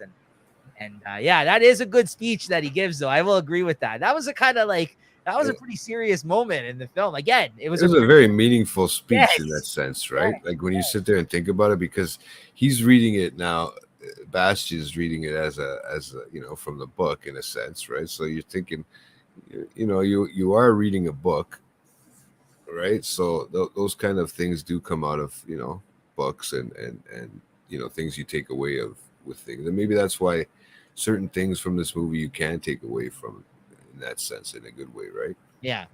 Mm. But that's what I mean. It's funny because you pick up on that stuff and it could mean have a different meaning to you now. Um, at this age than it would have back then, right? Because you may not know what the hell he's going on about or how it relates to life or whatever else, right? But now you watch it, and I'm not going to sit here and tell you the movie's that deep because it isn't, but that's one scene in the whole film where it is actually like there's like a whole speech that he kind of gives in that scene about that whole, like, you know what I mean, like the realization that his life looks like it's about to end, right? And he kind of is, he's talking about all this stuff, right? It does get really deep there, and that, Trying to explain the nothing, and exactly. you know, so that was pretty cool. Yeah, Yeah. it is in New York. Oh, thanks for checking out the stats, bro. You should have been at the beginning of the show when we did check our stats. I actually, so there you go. That's even in terms of, like, we didn't even mention that during the scenes, but that's another really good one that you just mentioned too when he has that quote. Yeah, very good. Yeah, I got two. I forgot about that book scene where he says about the book. He's like, forget about it. This book is not for you. That's where he fucks off, right? And yeah. yeah, but I wrote down. Somebody actually commented on our photo today about this episode and actually Oh threw shit. a quote out there. Is he a nutcase? When that dude's talking about, is he a nutcase? Remember Yeah. that Roddy says it again too. Is that guy a nutcase? When they go to the big meeting with everybody and he keeps saying that? Is that guy a nutcase? Is that kind of case? That rides the bat. That guy's the good dude that rides the bat, right? And he keeps saying that during that scene when they all kind of meet each other, and he thinks the rock biter is a nutcase when he rolls up because he's talking about eating rocks and he's talking about the nothing. And this guy, he goes over to the dude that rides the snail. He's like, hey, nutcase. Yeah. Oh, Yeah, that's a good one. And somebody actually put that quote on our post today, or one of our followers, one of Peter's buddies, actually was fan of the show too, and he actually wrote that as one of the favorite quote of the film was that, and I laughed because I actually had that written down as well because there's not much. there isn't, man. You can literally go through, even if you went and tried to find all the quotes, you can go through them all. I mean, there's a lot, but they're mostly like paragraph quotes and stuff like that. So it's not like just quick one-liners, Yeah, right? They look like big, strong hands, don't they? yeah, I always thought they were. yeah. You know, like that kind of shit. Like there's just those little ones there, are okay. But I mean, there's ones that are huge, right? I find that a lot of the quotes in this movie are gonna be the things that you remember, like certain lines that you remember from watching it a million times when you were a kid for no reason. Like it's not even that it's like a great piece of dialogue a lot of the time or like a No. good quote, snappy quote. It's just things that stick out to you. I felt like while watching this. The one that I laughed the most at though, bro, is upon this rewatch, which was great, is the one when he meets that scientist dude, the gnome guy, and what the hell is his name here? Is this Egna walk or whatever. Engiwook? Yeah, there you go. So that guy, Golki. yeah, Engiwook. So that guy, when he says, he's like, oh, remember when like the wife's like mouthing him and making fun of him? It's like, it's my scientific specialty. She's like making fun of him about saying that. And then when they go to do that thing, the winch, he's like, to the winch, wench. Yeah, I don't know. I thought I had to rewind that because I was like, did he say that? Did he He's like, just "You mess? stupid wench." He keeps calling her a fucking wench, bro. I'm like, oh my god. This is a kids movie, man. What are you doing? He Like, just major disrespected women up and down. oh man. This guy, he's like, listen, I'm the man here. You know what I mean? He's like, fucking wench. Oh. Grab the winch, wench. What about what's his name? The turtle. What's his name? Oh yeah, the turtle. Yeah, The yeah, ancient yeah. one more. Yeah, and then the one that she goes to for knowledge, or she's like the smartest person or something, right? With Yeah, those sneezes, man. That killed me, bro. yeah. I'm wondering if it was filmed sideways. I'm trying to figure that out, man. Was he just hanging on a tree, like on a, you know how he's when the guy was sneezing? When Yeah. they just turn the camera. Well, at one point it looks like it's like a puppet or something. It's like a doll that's like Because it was really vast, man. when the wind kicks in and all that other stuff too afterwards. But again, that's one that I think there's a picture for online that I saw Mm. that the actual turtle is like a big, like again, a big puppet. Like it's huge. Like it fills up like a room, right? Like the half of it. So yeah, it was pretty interesting. Well, what about the creepiest quote ever? I like children. And then Trey asks, what for breakfast? Oh, the wolf. Yeah, the wolf. No, Is the isn't wolf? it, it's Falcor. Oh, Falcor when he says that. With Yeah. that, with that voice, with that, Yeah. His creep voice. Yeah. that creep voice is killing me. Bro. Awesome though. I love the voice. I'm not even gonna lie. And he keeps throwing the wink. Yeah, the wink. The wink is what was weird rewatching this. The wink. Yeah, it's like, okay, dude. The wink was too much. I agree with you there. The wink was a little much, but the voice and everything else, I don't mind. I like that character, man. He's awesome. Yeah, I mean, he was, but still, like, you don't think I'll about agree it until with as you. you're I'll older. agree with It's the wink. hard. The wink is a little much. Yeah, it's hard to rewatch this as an adult. Yeah. It really is. I wonder, like, Bro, you gotta have that love for things like this still. You gotta find yeah. the child within yourself. But to kind of watch it as a critic now, it's a little bit fucked up. Like, it's Sure. it's But I'm really just saying, not like I don't know if I would, depending on how I would rank this fucking thing now. but As much as I like it. Oh, I hear you. I know, of course, it's never going to be the same to that height, but I think if you can't find it in your heart or to look at it with joy in your heart, like you have no joy in your heart if you can't look at it still in some aspect and be like, yeah, that was cool. Like, you know what I mean? Like, yeah, that was cool. I was laughing. There was parts, trust me. But then I thought about it. It takes me back for a second. Then you sit back and you think about it, and you're like, okay. Yeah, there's definitely some things now. You're like, yeah, you scratch your head. You're like, I don't know about this now. Yeah. Yeah, I like Falcor, but what did he do to betray you when they were sleeping? I really like the part 2. Moving on. I really like the part 2 where stupid Bastion's like he's trying to like slowly eat his lunch while reading the book, and he's We like, just call him Nico. no. He's like, not too much. You still have a long way to go. And he's like eating the bites of the sandwich. What's wrong with this kid?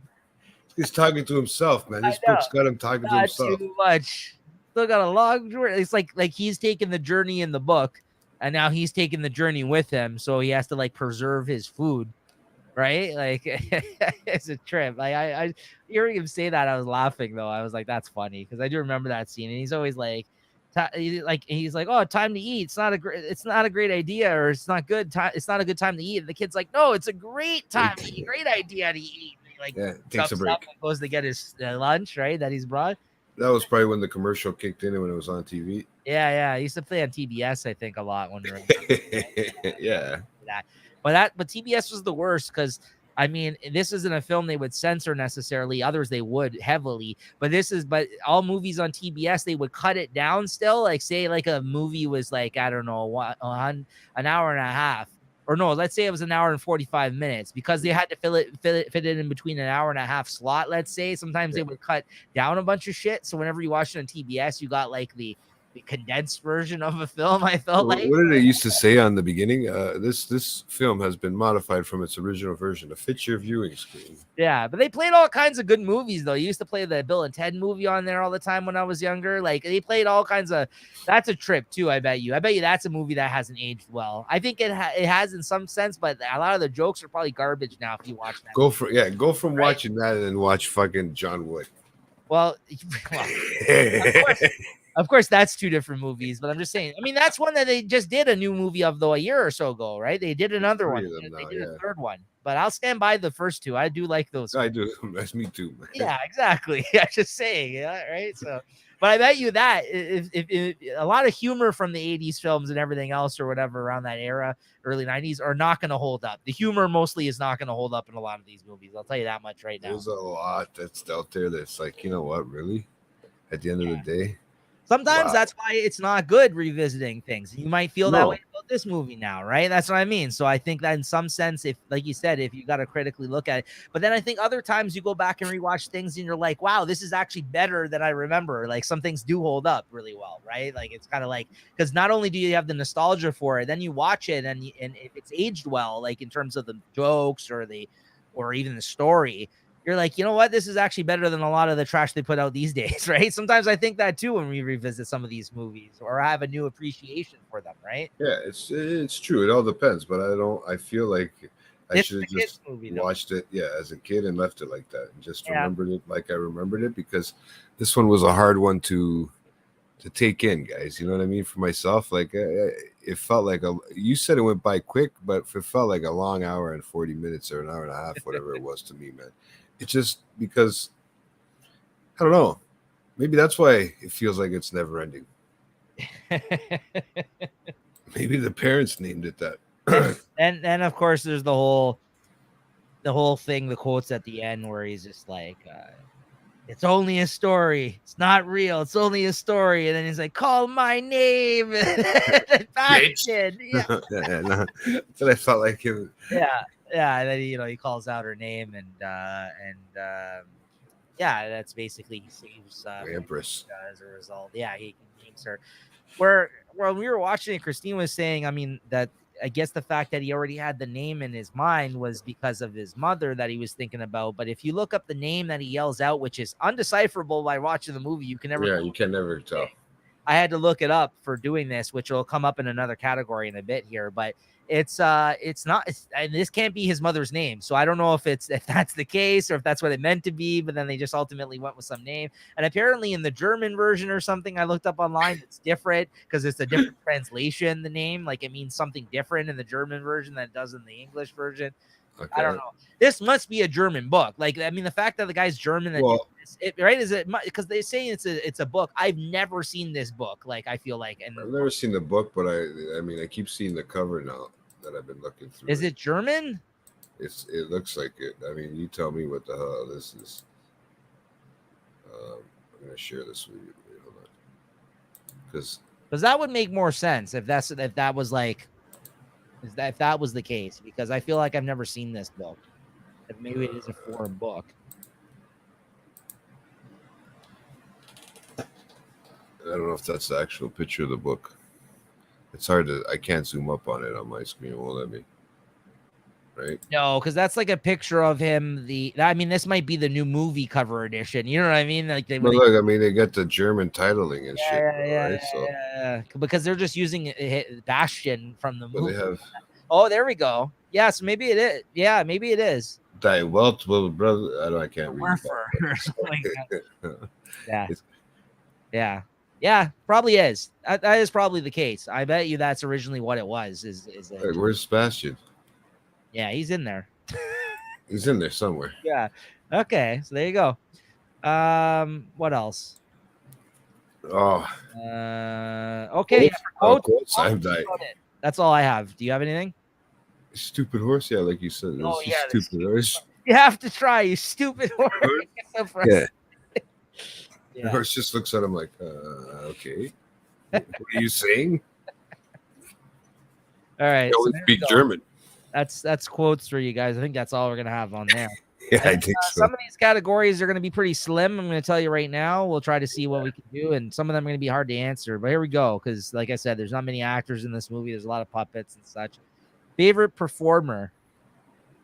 You want me to start on this one? Yeah, go ahead. I kind of know. I mean, but... Well, listen, I was originally gonna say Falcor. Yeah. Because I think his performance until I dirtied his name.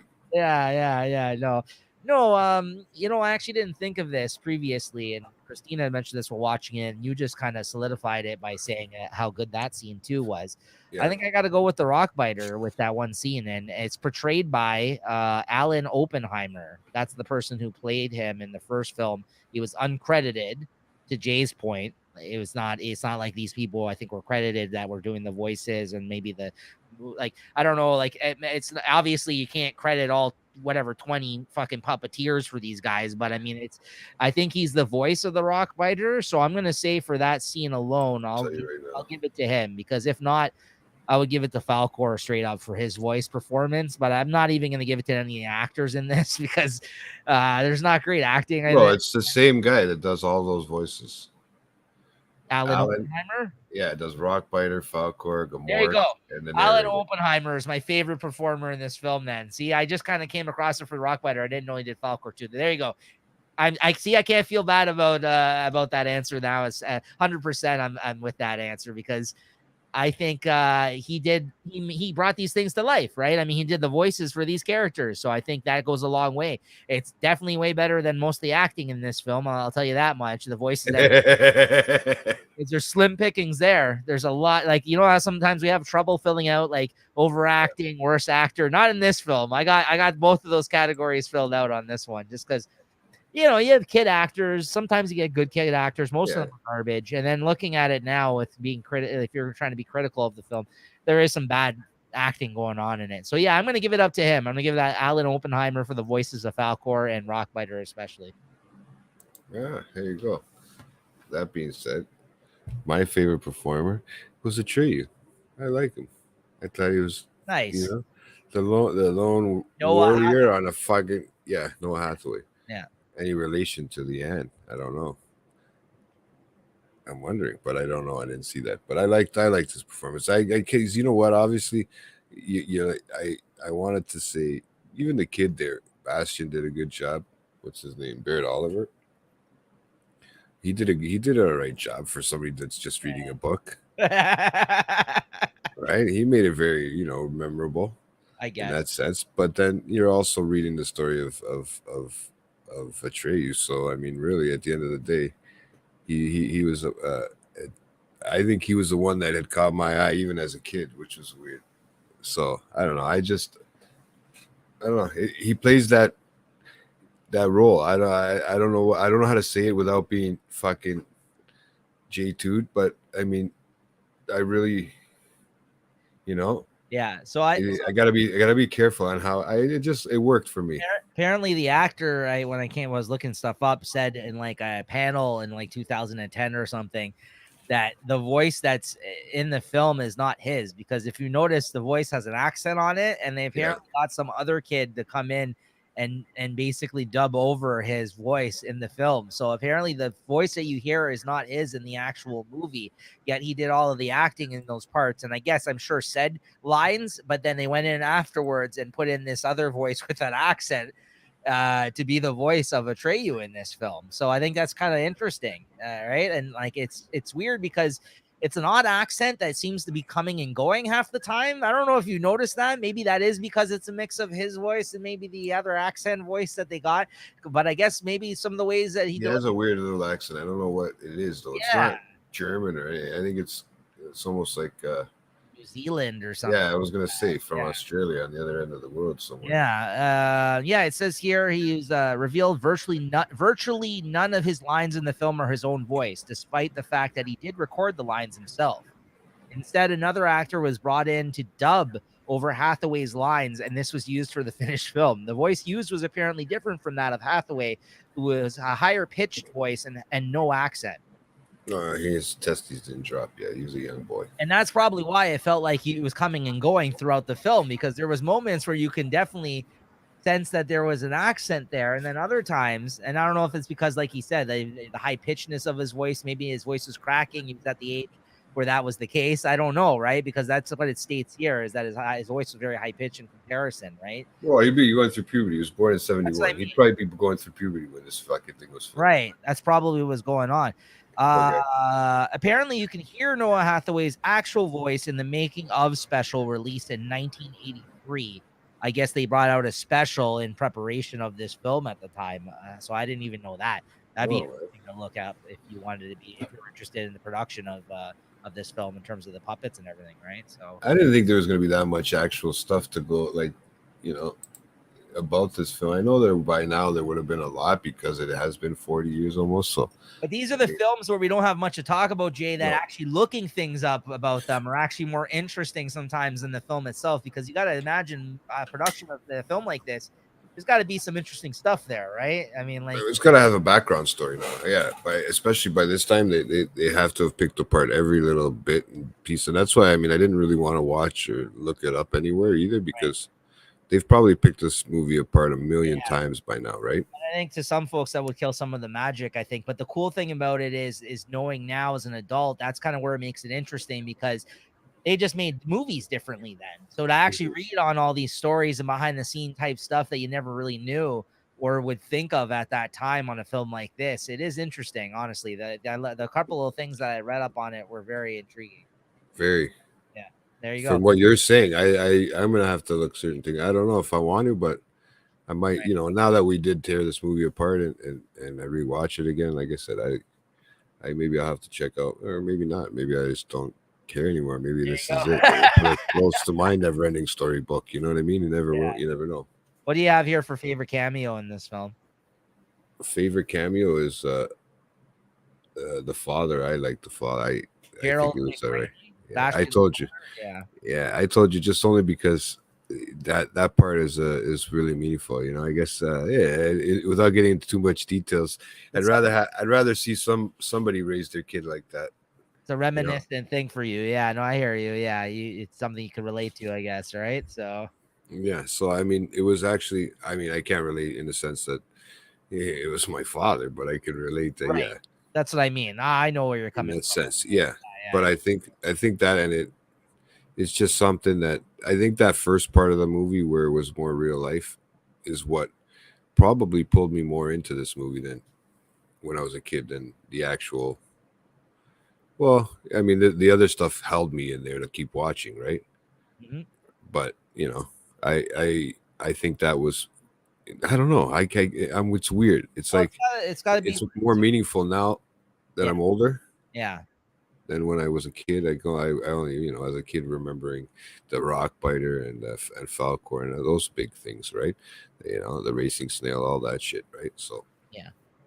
I put no, of course. I mean, you got it's I'm sure they intentionally did that because there's got to be some kids that could have related to that kid's situation in the film at that time, right? There has to be, right? So I yeah, think it's interesting. That's kind of what you kind of latched onto. You know what I mean? Maybe it was there all along, like you said. I know it was, dude. That's the fucking weird thing. Yeah, so I gave it to this guy. I'm saying his name right here. Let's see, Deep Roy. The guy plays Teeny Weeny. That's the dude that rides the actual snail, the racing snail. Yeah. I've seen that guy in a bunch of other things too, so I put him as the cameo in this. I mean, he was in Star Trek. He was also in Tim Burton's version, which I don't like, but he was actually the Oompa Loompa in the Charlie and the Chocolate Factory, that Tim Burton version, right? The Johnny Depp one. So there you go. So I gave it to him just because while looking up some of the stuff here on the IMDb, I noticed that was the guy who played that character, and I was like, well, I've seen him in other things then, so I'm going to give him cameo on this one because while the actor that Jay had mentioned, I agree, is probably the most active actor still working today out of everybody here, Gerald McRaney, at least that I noticed, right? Because a lot of these other people haven't acted or they're either dead or they don't do as many things like this now, right? But this guy, I at least had seen him in other things, so I'm like, I'll give it to him because at first I was actually gonna put I was gonna put somebody else originally, and then I was gonna put the guy that played the scientist, but I'm like, I don't even know if I know that guy. Like, I know him, but I don't know if no. Let me see, Sidney Bromley. He's probably in things too. No, I don't know. I see it too. I'm looking right now as you're Oh, there going you go. through He it. had 101. He must be dead. He had 101 credits, but he hasn't done anything since 1987. Oh Yeah, wow. yeah. Well, yeah. This guy was born in 1909, bro. London, England. Jesus Christ. Yeah, he's dead. That's crazy, There's a lot of old guys in this one. bro. He died in 1987. Oh, this is his peak for sure. Then this Jesus. He died in 1987. And that was the last credited thing he had done. Yeah. Wow. There you have it. Did not know that. It looks like he was mostly an English actor, I would guess. He's been doing TV since 1935. The guy played that scientist. You sure that was makeup for that scene? Jesus, that's crazy. Good for him. There you go. The guy was calling her a wench. Wench was a popular word when he actually was born. Yeah, you could use it. That's what I You mean. You could call your wife that shit. Hey, No wonder he's calling her a wench. Grab the wench. He's trying to keep it, you know, into That's in a the. In, PG version of bitch in this film. that's why I rewound it. Yeah, I was like, I put 10 seconds back because I wanted to hear him say it. I was like, is that the way he said it? Of course, you're probably loving it. You're like, Oh look, yeah, like this guy he's disrespecting this woman. it, man. Look at that. You know, Yeah, it's not nice, guys. misogynist. Don't anybody disrespect women. There you go. Hold on, I got the J2 banner I can put up if you want. You can always bust it out, guys. Don't worry. Yeah, that's it. Bust the J2 banner on fucking J2 on banner. Never Ending Story. Okay, so that's for 5 favorite cameo. What we got here next? Overacting award. I gave this to your boy Noah Hathaway at Atreyu. But now knowing that it was somebody else that possibly voiced those scenes, I guess I should be giving it to that guy because he's over the top, this kid, in a lot of these friggin' scenes, man. Like, he's very whiny, this kid. I don't know. He's over the top in a few, I guess, these emotional moments in the film for him as the character, even with the horse. A little over the top. It's the acting. So I'm going to give it to him, Noah Hathaway, or whatever voice was dubbing him in this scene, I guess, as well as some of the acting. We're going to give it to Noah Hathaway for the overacting award. And as I mentioned many times, guys, overacting award isn't necessarily always a bad thing. It's just like if you got to point to somebody that maybe delivered some of the lines or scenes a little bit too much, you know, you got to give it up to some people sometimes, right? So Al Pacino, I always mention, one of the most famous over actors of our time and one of our best actors of our time. And he's both, in my opinion, at times. Like he really is. Yeah. He really is. So yeah, gotta give it up. Oh, nice. How about you? I was just gonna give it to the Empress. I don't know, she's just annoying at the end. Like, call her a wench. She's just annoying. But, yeah, she's just annoying. Like, you know, these poor guys are putting their life in danger. This is where you know, TV started teaching men to put their lives in danger for women. I think the Empress from No, it's a fantasy. That's all it is. But yeah, the Empress from NeverEnding Story, I heard, is the reason why Andrew Tate is the way he is.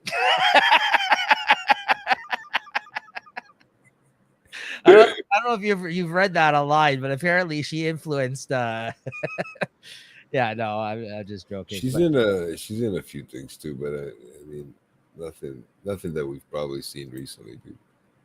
Yeah. Well, maybe. I don't know. I bet I was looking to. I think Never Ending Story. So, she looks familiar, but Oh, there you go. That's the overacting award for. maybe that's what happened. She overacted in What's this. the actress's name? Tammy Stronach. All right, strong name. It is very. She looks like a strong woman, but She apparently was in a film that they did that was kind of like an 80s film a couple of years ago. I was reading earlier, and that had Jim Henson production in it. Weirdly enough, because when I was trying to look up if Jim Henson was the one involved with the puppetry in this, yeah. I came across this thing saying that the girl who played the Empress in NeverEnding Story, I guess they got a bunch of people. They got somebody from the Goonies, like they got a bunch of people from like 80s films to do some appearance in some movie a couple of years ago. I'm sure if you looked it up in an IMDb here, let me see. I don't know what the movie was. Man and Witch. Apparently, it's in post production right now, so it's not even out. I guess when she started filming it, I think it was around COVID. It said so, or like just before. So that's probably why there's been slow production. So it's going to be a movie called Man and Witch, and apparently there's Jim Henson workshop there is doing stuff on this film, and Sean Astin, buddy from The Hobbit there, Yeah. and from the Goonies. The main kid from the Goonie, he's gonna be playing in this film as well. He's a voice, I guess. Apparently it says here. And Christopher Lloyd, and Eddie Izzard. Wow, there's actually they're really fucking swinging for the fences on this 80s type of vibe here in this film. That's cool. She looks like somebody different too. And she also in one of the other movies that film. I don't know. It's not her though. I don't think. This is interesting, this movie, actually, now that I'm looking at it. A heartwarming homage to the lo-fi fantasy films of the 80s and a comic adventure that both fulfills and subverts the expectations of what a fantasy universe can be. I might want to watch this. Never mind. And Buddy Sean Astin's a voice in it from the Goonies and the fucking Lord of the Rings. Mhm. And the Empress chick is in it. Christopher Lloyd is in it. Yeah, this is interesting. Huh. This is a new one, right? This is the one you're just Come saying. out. Which, Come yeah, out. Man and Witch. This is in post production right now. But weird. but there you go. I might have to check that out when it comes. It is a apparently sounds like it's a homage. It's like a love letter to the 80s fantasy films. The guy plays an evil wizard in this. Eddie Izzard does a voice. Yeah, okay. I'll check that out. Anyways, what else we got here? Worst performance. Jay, it goes over to you. Worst performance. Yeah. What was I gonna say there? I don't know, man. I mean, together as a whole, I don't know. The performance was weird for me. I don't want to single out anybody. I had a hard time doing this because I didn't. It's so bad watching it when you're trying to critique it a little bit because now I don't even fucking. I feel like I don't even like the movie anymore. To be honest with you, as much as it's still means that a lot to my child, I feel like because I did it this way, maybe it was the wrong move. Maybe I should have just left it the way I left it. For myself personally, I don't find it. Yeah, I hear you. That sucks, but I hear you. That is, we run the risk of doing that when we do this, right? And maybe that's what we said. Like when we picked this, we're like, well, let's see how it goes, right? We may not want to do anything like this again with these type of films, right? So, you know what? I honestly, besides like, I mean, everybody was in character, so it's hard to.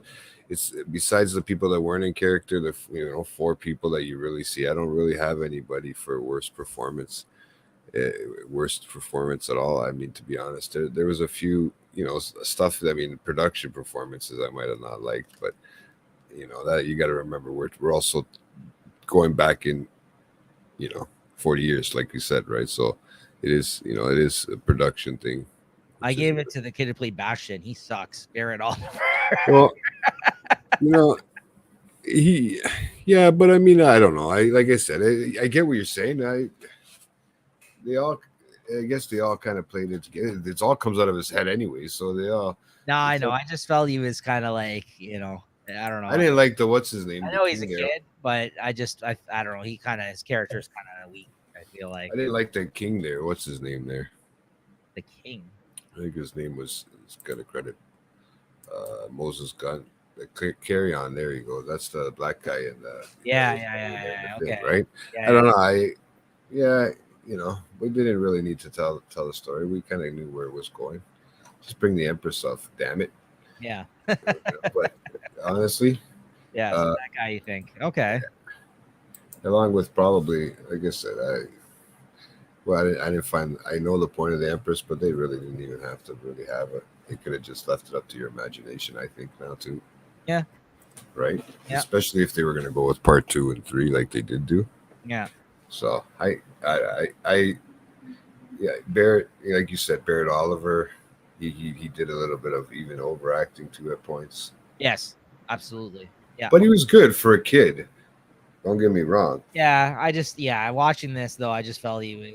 I don't know. He was. It's hard, man. That's what I mean. It's hard to critique it, like sure. At this point, right? Because at one point I liked everything. That guy award. You got anything for this? The father. Yeah, me too. That's why Yeah. I too. Yeah, Gerald McRaney. Yeah, because I've seen him in a lot of things. Once I actually started to take the time to look up these people, because like just upon looking at them in this film, you can't tell who anybody is, and there's not many big names. Cool. But he's one that I've seen in a bunch of things for sure. So I'll give it up to the father too, Gerald McRaney. I also seen that other guy too. I thought I seen him, and then I looked up his IMDb, and I've seen all these shows that he's in, which was one of the who was he? I think he was one of the bullies, if I'm not mistaken. Chris Eastman. Yeah. Yeah. He's in a bunch of shit too that I've watched, right? Yeah. Right. So I mean, I really, and that's it. And I don't know anybody else. The father is in a lot more things than I even thought. And even looking at Gerald McRaney there, just looking at his name there, right? It you can tell. Yeah. Sorry, you just looking at his picture. Sorry, not his name. Yeah, but absolutely. What does he have? He's got everything from. And I know it's not like I knew NCIS. the guy's name, but I've seen him in No. things. So yeah, he's the perfect that guy award for sure. Yeah. Yeah, because it was like I know him from somewhere, but he's a lot younger, right? Yeah. He's been in everything from now from this day from This Is Us to fucking NCIS. Right? He's in a lot of things. House of Cards. Yep. A lot of TV shows, right? He's a big for a TV show. Yeah, I got to give it up to him. So that's the only one I could think of. Castle too. I remember when he was in Castle, he had a few episodes in the Castle that show with the guy who was like the man. I forget what it was about. It was I think a mixing up that one and Yeah, I remember Castle. yeah, but I'm mixing up that one and another one. That's why I'm mixing up the names. It's throwing me off in my head. It's all good. But All yeah, right, that's that guy award. Next up, we got Clutch Performance. What did I give it to here? I mean, I don't know if I put it down a definitive answer for this one. Actually, did I? Yeah. Oh yeah, I did. I like. I think it's it's the Rock dude. I think because of that one scene. I think he really. Well, I put the voice down for favorite performer already for him. So if I gotta go clutch, I'll go with the Puppeteers. I don't know like the production of the Puppeteers and all that. Like if they had a company like Jim Henson, like I said, it isn't. But I gotta give it up to them. Because without them, this movie, like you know what I mean, they are clutch in this movie. If you don't have those guys, you don't have a film here, right? So I think I think it'd be stupid of us to say any of the other characters were as important as you know what I mean, even in terms of their performance on the film. Like we're seeing that performances of the Puppeteers throughout majority of this film, they're just not credited like that, right? So I'm gonna give it up to them. it's so true. I mean, if you look at like you said, you look at top cast, it says they're all the puppeteers are uncredited. Yeah, which is pretty sad, right? Yeah. When You got to give it up to them. You got to give it up to them. So they're absolutely clutch. You know, I mean, I gave it to the voice to a voice actor. The guy just played as a voice actor for those puppets for my favorite performance. But again, if I got to extend that even further, we got to give it up to the Puppeteers. So yeah, I'm going to give it to them for the. And the poor horse that lost his life. Yeah, of course. Yeah, for the use of this film, for that scene. That was a clutch performance. Absolutely. Just let himself drown, poor guy. Guy just sits there. You know. Yeah. Maybe he didn't. Maybe he didn't want to go to fucking Never. Do you concur? Do you concur with this clutch performance? Yeah. You know, I didn't even think about it like that, but you're so right. I mean, I didn't even know there was 25 people running one of the fucking guys, like just Falcor alone. I didn't look that into it. I was just, staring at. You're just questioning your life. Yeah, I was, man. I was questioning my childhood a big time, bro. Where do my choices go wrong? And I'm starting to wonder, was it NeverEnding Story or what? You know? Yeah, there you go. Fuck. I can't even honestly, like, to be honest, I know there's 3 of them, but I can't even remember this. I remember a bit of the second one, but the only thing I remember is the Rock Kid guy. That's the only thing I remembered, honestly. Yeah. No, it's another kid too, the guy who plays that reads the book. Yeah. So he looked familiar. He looked like a young, like Leonardo DiCaprio, I think, at one point or something like that. Yeah. Right. Or maybe he had a little bit too much makeup on in the 80s. Or no, that was in 1990s. So you never know. But what, part 2? I saw the poster when I was looking for the. No, it is. You'll see the kid. I just don't remember his name. Jonathan Brandis. There's quite a few more in this one that you might know of than the other one. But I'm sure. Yeah. Right, because it was 6-7 years down the road. Yeah. But yeah, what else we got here? What do we got for the next one? Next one we got nitpicks. I got quite a few actually for this. Yeah. Well, I think I might have said most of them, but yeah. First off, I mean, this could go in unanswerable questions too. This one, but again, I don't know what kind of school has an attic. That's very strange to me. Like, like it's kind of stupid. Like it works for the film, but I'm like, I guess where they're like, oh, he's like this school doesn't have a library that this kid could go to, right? Or which would be more appropriate, or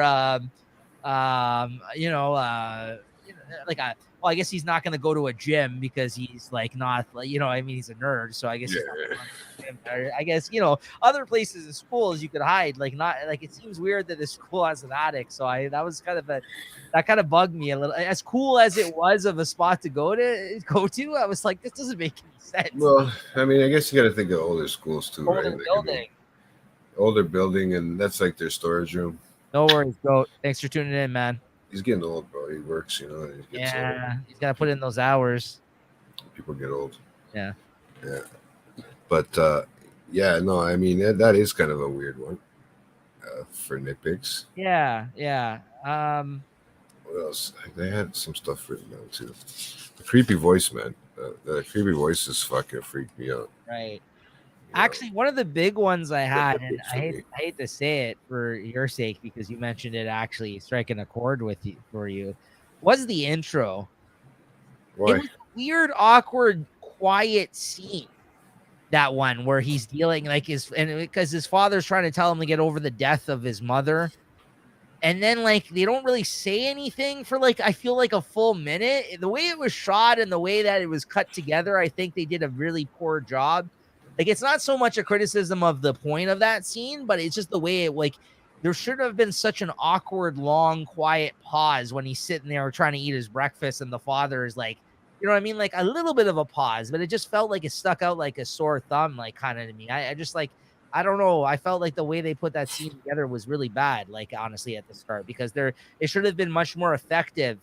Like for me watching it, Jay, I remember that being part of the story, but that's why I felt it didn't drive home as much as the fact that like you could tell he was troubled by the death of his mother and everything else. But I just felt like it was just not put together well. Like I thought they could have made a much more of an impression, I think, on us as viewers if they actually did that scene a little bit better. So I felt that was not done well. And then you get the whole weak follow up with the bullies chasing him. Like that was kind of weak too. That was dumb. Like the kid jumps in the garbage and then he comes back out on the street. And it's literally like 2 minutes later, right? Of course, you're not going to sit there in the garbage. I get it. But then the kids are literally just standing right there waiting for him. And he's like, here we go again. Like, yeah. He's ready to go. Like, he's like, oh, no, not again. I'm like, what a stupid. Just the way they shot that scene. Like, you know what I mean? Like you said, if you want to have the criticism about the cheesy parts of this movie, that was one of them. That was really bad. Like watching it, I'm just like, this is terrible. Yeah, I'm just like, this is fucking garbage. This part, like, I'm sorry. It was funny. It was funny, but it's just like bad. So yeah, that's a nitpick for sure. How about you? What were you gonna say there? Nitpicks. No, I mean, when it comes to that, I think they just didn't want to. I see what you're saying, but I think it was more of a like the mother dying awkward scene part thing, right? Where the father says that too. Right. But I mean, dude, I guess something that was maybe based more for kids, maybe they didn't get that much into detail with that. But then they show you the horse dying, so I don't get it. So instead of having you cry because your mom's dying, they might as well have you cry because the horse is dying instead. Yeah. Right. So, right? Yeah, it's like if you felt like they were trying to not depress you. Oh. So yeah, so that's what nitpicks you got there. Obviously, okay. When I start to watch old cartoons or old stuff like fantasy stuff like this, and just the production quality and stuff, as much as they do a great job, don't get me wrong, it just nitpicks. I mean, there's a lot of little things about this movie. I mean, I don't know. I just, even just the way looking back and looking at all of them too. Like, I mean, the snail, the fucking turtle thing. I mean, it was just, it was a little much for me. Like, I as much as I'd like to sit here and say, yeah, I love that part. I'm not, yeah. Yeah, maybe it I meant hear you. Yeah. maybe it's just not the same, right? Like I that's always a nitpick when I go back and watch fucking old movies, and I got to remember that it's the time and just the technology they had compared to now, right? Yeah. But those little things are little nitpicks. I mean, and you know, it to the story itself, it's good, obviously, but was there, you don't really even see if there's anything in the book or if he's just reading from his imagination. There was no words. He didn't see any words. He didn't see anything. He just opens a book and starts reading from his head, right? Right. The whole point, I feel like that whole storyline was just something he made up as a fantasy in his head. Like, I like to believe it had to do with something with the book, like, because, he went to go get it from the library, whatever. Mhm. But I feel like it's the reason why he kind of made it throw it out there because it was like a book with nothing on it in it. It was like making it easy to steal. You know, Right. maybe there was like that. They didn't get to a point if there was like a curse on the book or if there was like a, it's Yeah. like for kids like you. Yeah, then who's it for? Mhm. Right? Yeah, Like exactly. Yeah, no, I hear you. Yeah, really. That's a good point. no, but I mean, uh, I uh, Yeah. nitpicks in general. I mean, they could have done more scenes with this first one with the. I mean, I know there was a lot of stuff they'd have, a lot of moving parts, man, and a lot of, especially with the puppeteering and stuff. I Literally didn't a lot like you of said moving parts. Yeah. literally, man. Like I mean, that's no wonder the Rock guy was just basically there. The only one you see is the racing fucking, Right. and that was kind of corny how he just takes out. I'm a racing snail, like Yeah. oh, I put I, what's that? one nitpick was like I'm pretty sure that the sadness swamp would have overtaken a trait Betray you? after the fucking horse died, Atrax died. Yeah, because wouldn't he be? He was clearly very upset, yet he could continue to trudge through the swamp. So I didn't make any sense. But was he fearful? I guess that's a good point. Maybe It's the yeah. fear, right, of it, right? Like it looked like the horse. It does now that you think about it. It looks like the horse was scared. Well, that's what I mean. Like they did mention, it's when it overtakes you. It's not that you have to be sad, but it's when you give in. And it seems like the horse was just like, I'm done. Like right, And the horse, Boston was cheering him on. Like Bastion was cheering, come on. the horse just was just like, I'm not going anymore. No, fuck this. Because it's true. Like why the horse didn't want any part of that swamp clearly, right? So, but I don't know. That kind of like rewatching it this time, I was like, wouldn't he also get overtaken at that point? I felt like I get he's the hero of the story, but I mean, again, like if I'm trying to think logically on this film, I guess in that sense on that one, but I'm like, that doesn't make any sense. And then also again, although it's one of my favorite scenes, it's just funny. Which one? Is the Sphinx part where he shoots the lasers and the kid just literally jumps out of the way, like no one thought to do that. Like the guy's on the horse, the lasers get shot, the eyes open up. He just sits there. He just stands there. I don't understand. He gets shot, and then they're like, "Oh my god, no one's been able to make it across this thing." And you're telling me the kid, all he has to do is jump forward, like time it, like properly. The lasers at each other, and like he survives. I was like, Atreyu, yeah, come on now, man. That was again, that was a pretty like when I rewatched it, I was like, and I love that scene. Mhm. Again, it's one of the scenes at least I most remember from when I was a kid. And then watching it now, I was like, that's kind of stupid too. Like I was like everything, and like you said, Jay, I think that's why if we got to look at some things like this, It's hard. and well, you don't want to pick it apart, but then you kind of do, and it's kind of like, you know what I mean? Like, and then me even saying like, look at these couple of stupid parts. It's like, it's you weren't saying that when you were younger, obviously, right? So No. I get it. It is hard to analyze it now as you get older, but I do enjoy it still for that reason. I think it's interesting to look at something like that much. I don't even know if I'd show kids this fucking movie anymore. Yeah. Only because it's kind of creepy. It's got a creep to it. And I'm not talking about it scary or whatever, Yeah. I mean, it's just I don't know. It's one of those movies that probably won't make it on television again nowadays. Yeah.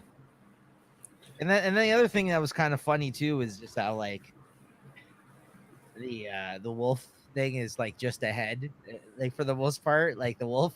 And then there's that one scene where he finally he ends up killing him, or he gets killed or whatever, right? And then like he flops forward, and like it's a whole wolf body all of a sudden. But every other time you saw him, it's literally just the just a head. moving, right? And then they just throw like a that's not really a nitpick. I just thought that was funny. It reminds me of like those creepy things. Remember at Chuck E. Cheese growing up when they fucking before they like lightened the place up, and they had those like bands where they would have the puppeteer. Yeah. Oh my god. Man, it was just crappy back in the day. It was just, I think it was cool, like the way they, like you said, the band would come out, like, yeah. Ready? And they were actually scary looking, man. I'm like, how do the kids like this thing? Like this? Yeah,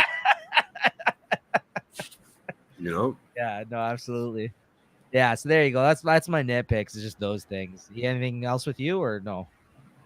No, I don't have anything else. All right.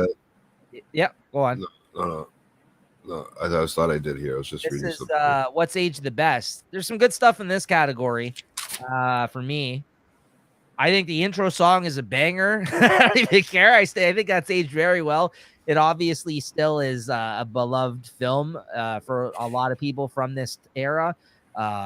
As evidenced again, because the reference in Stranger Things. I mean, the writers of that show obviously put that in for a reason, as much as they were trying to make fun of it in that scene as well for that one character. Yeah. They played the song and everything else, so it's aged very well. I think in terms of like the relevance of it, I think still for pop culture for kids of that era, I think for us, like it is still pretty cool, right? I think people do look back on it that are aware of the film and still like with happy feelings about it, right? Despite and it may be not something that they're coming back and revisiting like we are, but I think it's still good for that. And the puppets, the costumes, like not so much the obviously the effects that they had to shoot around because they had like a green screen type effect, or when I was looking it up, they were calling it blue screen at this point because it was very new at that time. Like they had just created, like that's a lot of the time when they were doing those backgrounds with them flying and everything else. That's what they were doing. They were moving the puppet and shit in front of like a green screen essentially and putting up these scenery because they didn't have computer animation at the time, right? So I think that not that stuff so much in terms of aging well, but the puppets. I think that the fact that the costume, like anything that they've done, like that kind of stuff, that's why now you see some people trying to do that today, like, and to keep that aesthetic going. Like that's what they did in the new Star Wars films. J.J. Abrams, they actually built that Millennium Falcon. It's not a CGI Falcon, right? Like the new Mad Max film that they did a few years ago, Fury Road, that was all like they actually built all those cars and shit that they were driving through the desert.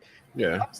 Sometimes that stuff is still very effective today. And I think that if you look at the puppets, what they did in this movie, like, paved the way. I mean, along with a lot of other things for development of that kind of shit. And just to push the boundaries of what they could do without actual computers at that time. Right. Like, and yeah, it's, again, I can't say enough about that. I think that's aged terrific. I think that's the best thing about this film. I think that's what kids wouldn't understand, Jay, to your point. I think today, if they were to watch this movie, that's what they're looking at. Yeah. No, they wouldn't know what the fuck they were doing. They'd be looking like we were doing. Well, I mean, I don't even think kids see puppeteers anymore, to be honest with you, at the end of the day. Right. Unless you make your own hand puppet or some shit like that, right? Most of the time nowadays, it's just whatever is made. Right. But when you think of that, I mean, for me, what's aged best, I think, is just that whole fantasy story. In the sense that it goes on regardless of. That's a good answer. Out of whatever 20 years, 30 years, 40 years, 50 years, they'll be talking about, regardless if you don't see this movie. Yeah. They will be talking about it for a long time. Yeah. Regardless, as much as it seems crappy as we're getting older, it isn't. It's still got a whole point to the story. It's got a meaning to it.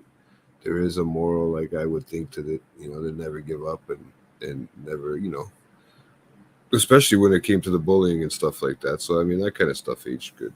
Yes. In that sense. But, yeah. You want to say the puppeteering, and stuff like that. That always ages good. Even the makeup and costumes.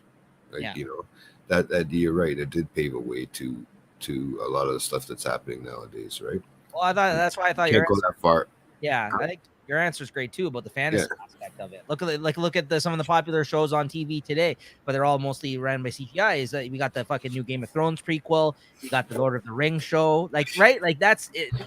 This is an '80s fantasy film, so I mean, like you can't say that obviously Lord of the like Tolkien was already writing and stuff like fantasy stuff already existed, and Yeah. really that stuff was written before this. So if anything, those things influenced the people that did this movie. You know what I mean? But like, it's still cool to see that this thing I think it stands the test of time. Test of time. Yeah, absolutely, absolutely, and just for the fantasy genre, absolutely, I agree with you there, 100%. That's a good answer.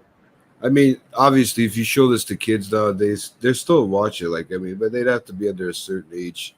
They kids nowadays know a little bit too much about the way things are worded and stuff like that. Especially younger kids. Like, I mean, I think my nephews would pick up on stuff like that. Some of the kind of creepiness that we found. I think as they get older, now it's not like when we were young. We were a little bit more.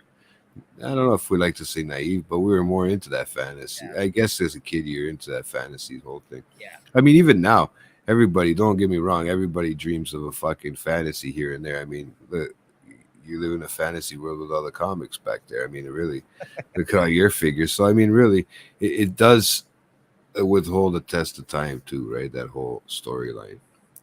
I mean, yeah, whether it's this way or whether it's another way that they're doing, they're telling the fantasy, it's that whole. I mean, look at the name of the place that he's saving is Fantasia. Like, I mean, at the end of the day, wasn't there a fucking Mickey Mouse movie that? Yeah.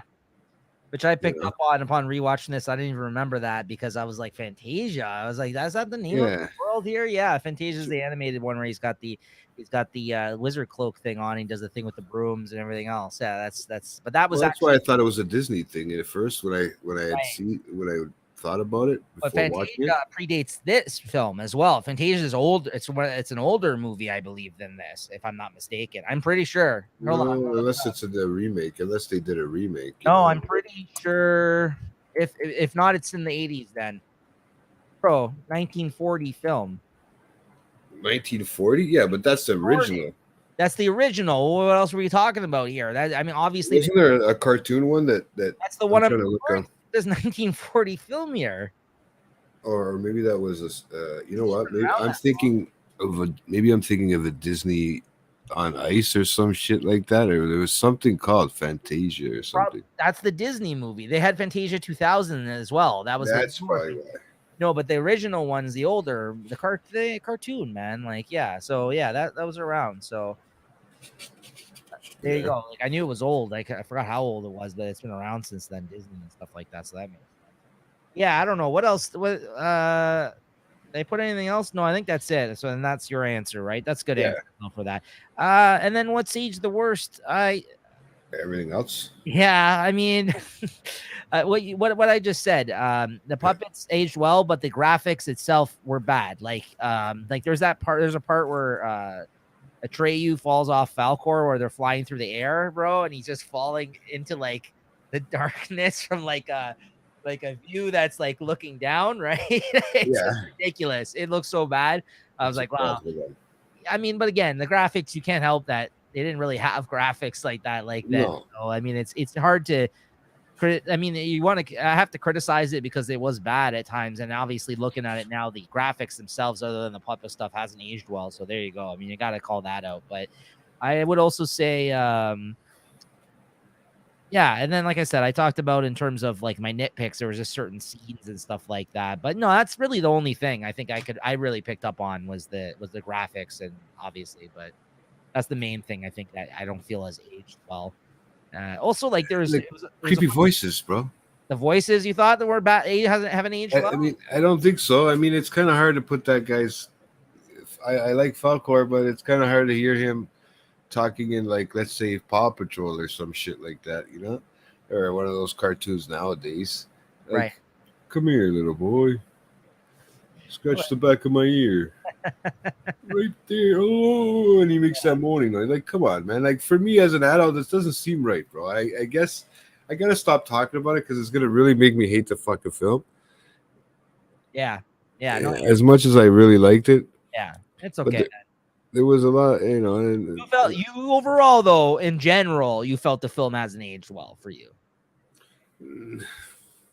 To do it this way, to talk about it in this fashion. yeah, to talk about it as a grown Yeah. man, I think.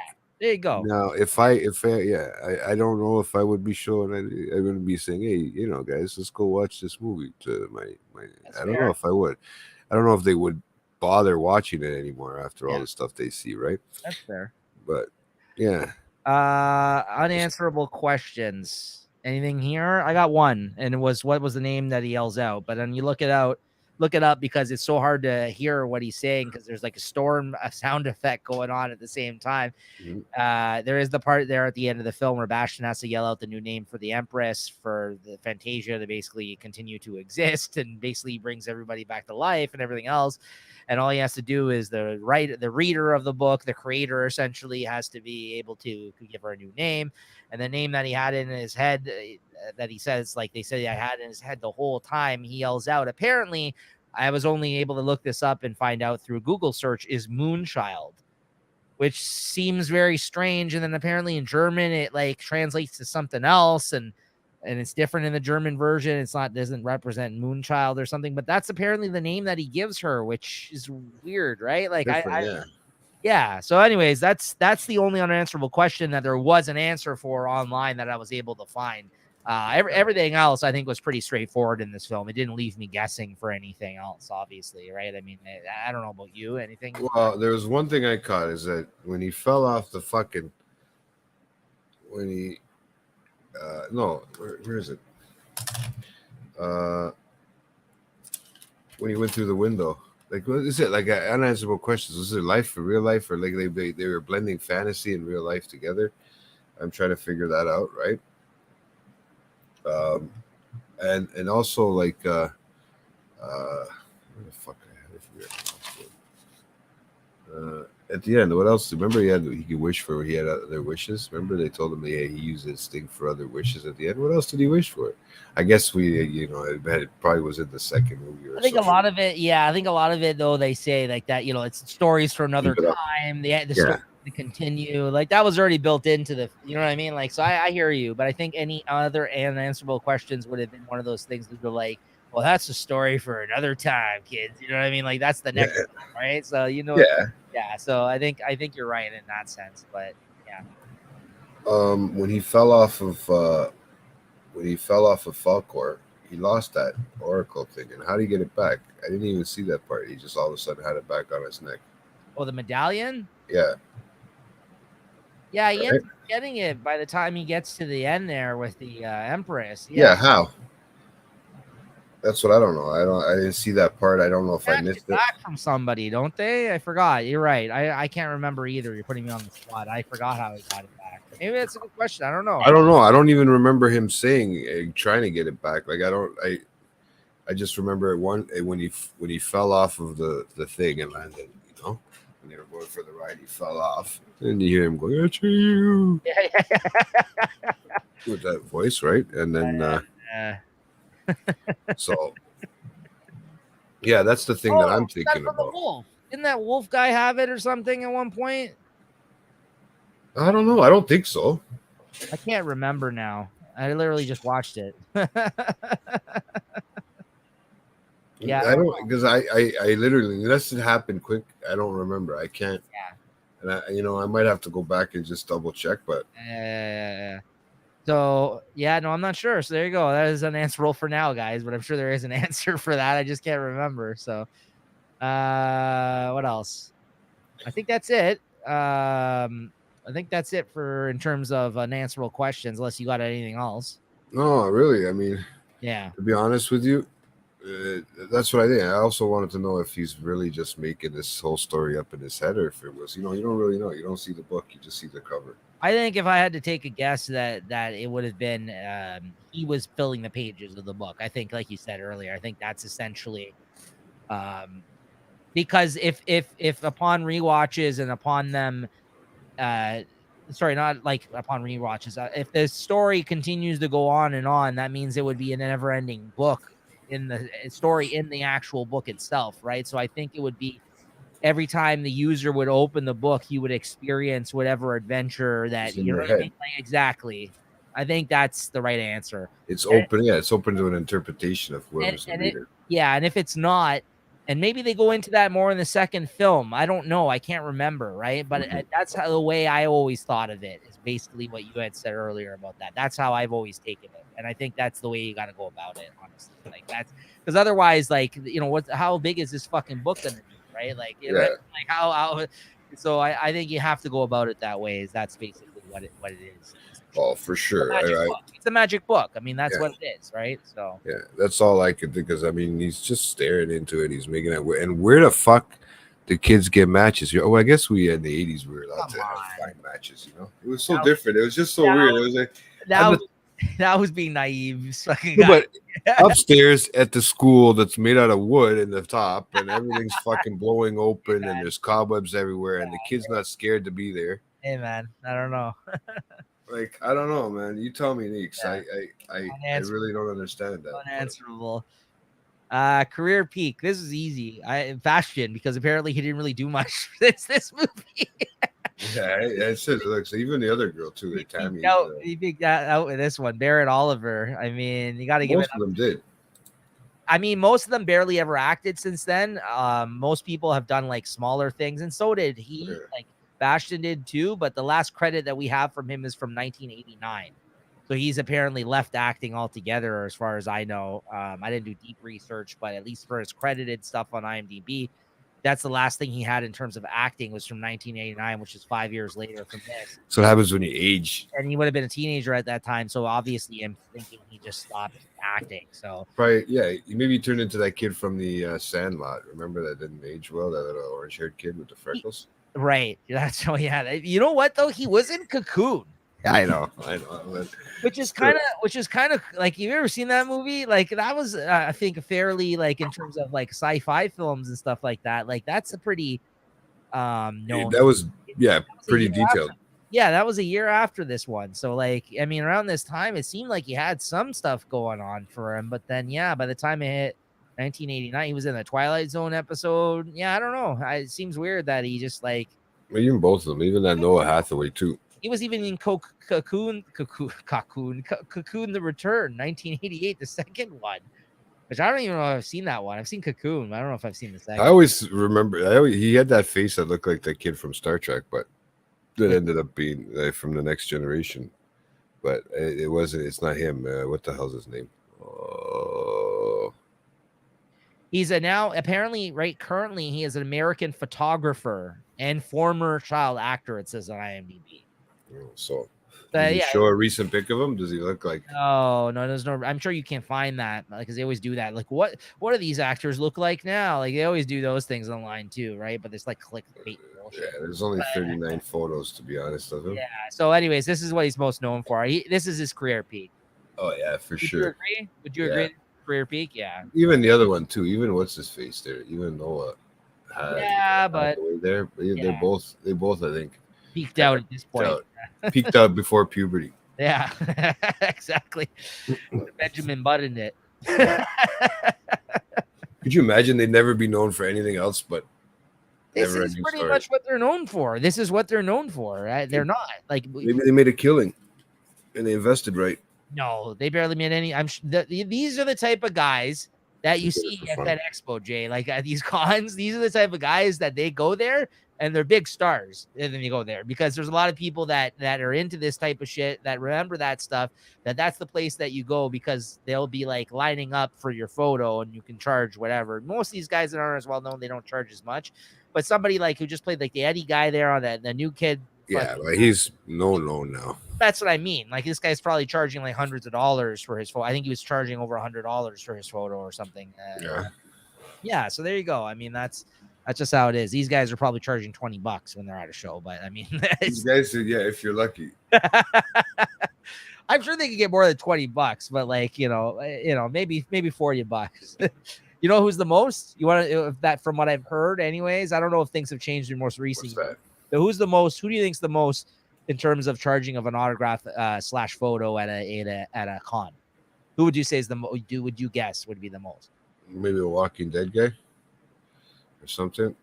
That's what I mean. Close. Maybe more recently, I could be wrong, but let's say like generally, let's say there's been cons for 30 years, probably like 25 years probably of that time. These guys probably been the person who charged the most. Like who would you The say? Spider-Man guy. No. No. That guy hasn't been around that long. Captain Kirk, bro. Fucking William Shatner is Oh apparently. fuck, bro! But he's loaded. You got to pay money just That's to fuck why it. William Shatner. You know how many Millions. this guy has made a lot of money from doing that at cons, man.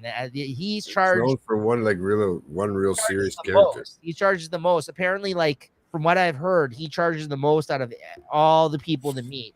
Oh wow. Things is that William Shatner is charged, right? So he's made a lot of money off of fans for sure. That's kind of crazy, man. He's like, Smart. Of course. I mean, I'd probably pay. there you go. He ain't gonna be fucking around much longer either. And no, he's up there, man. Although he's pretty healthy from what it seems like. Guy owns a ranch and shit like that, right? So he gets his walk in, right? He eats the best. He has the best meds. That's it. He's good. He's from the future, bro. He went to fucking space for fuck's sakes, man. They wouldn't even let me go up there.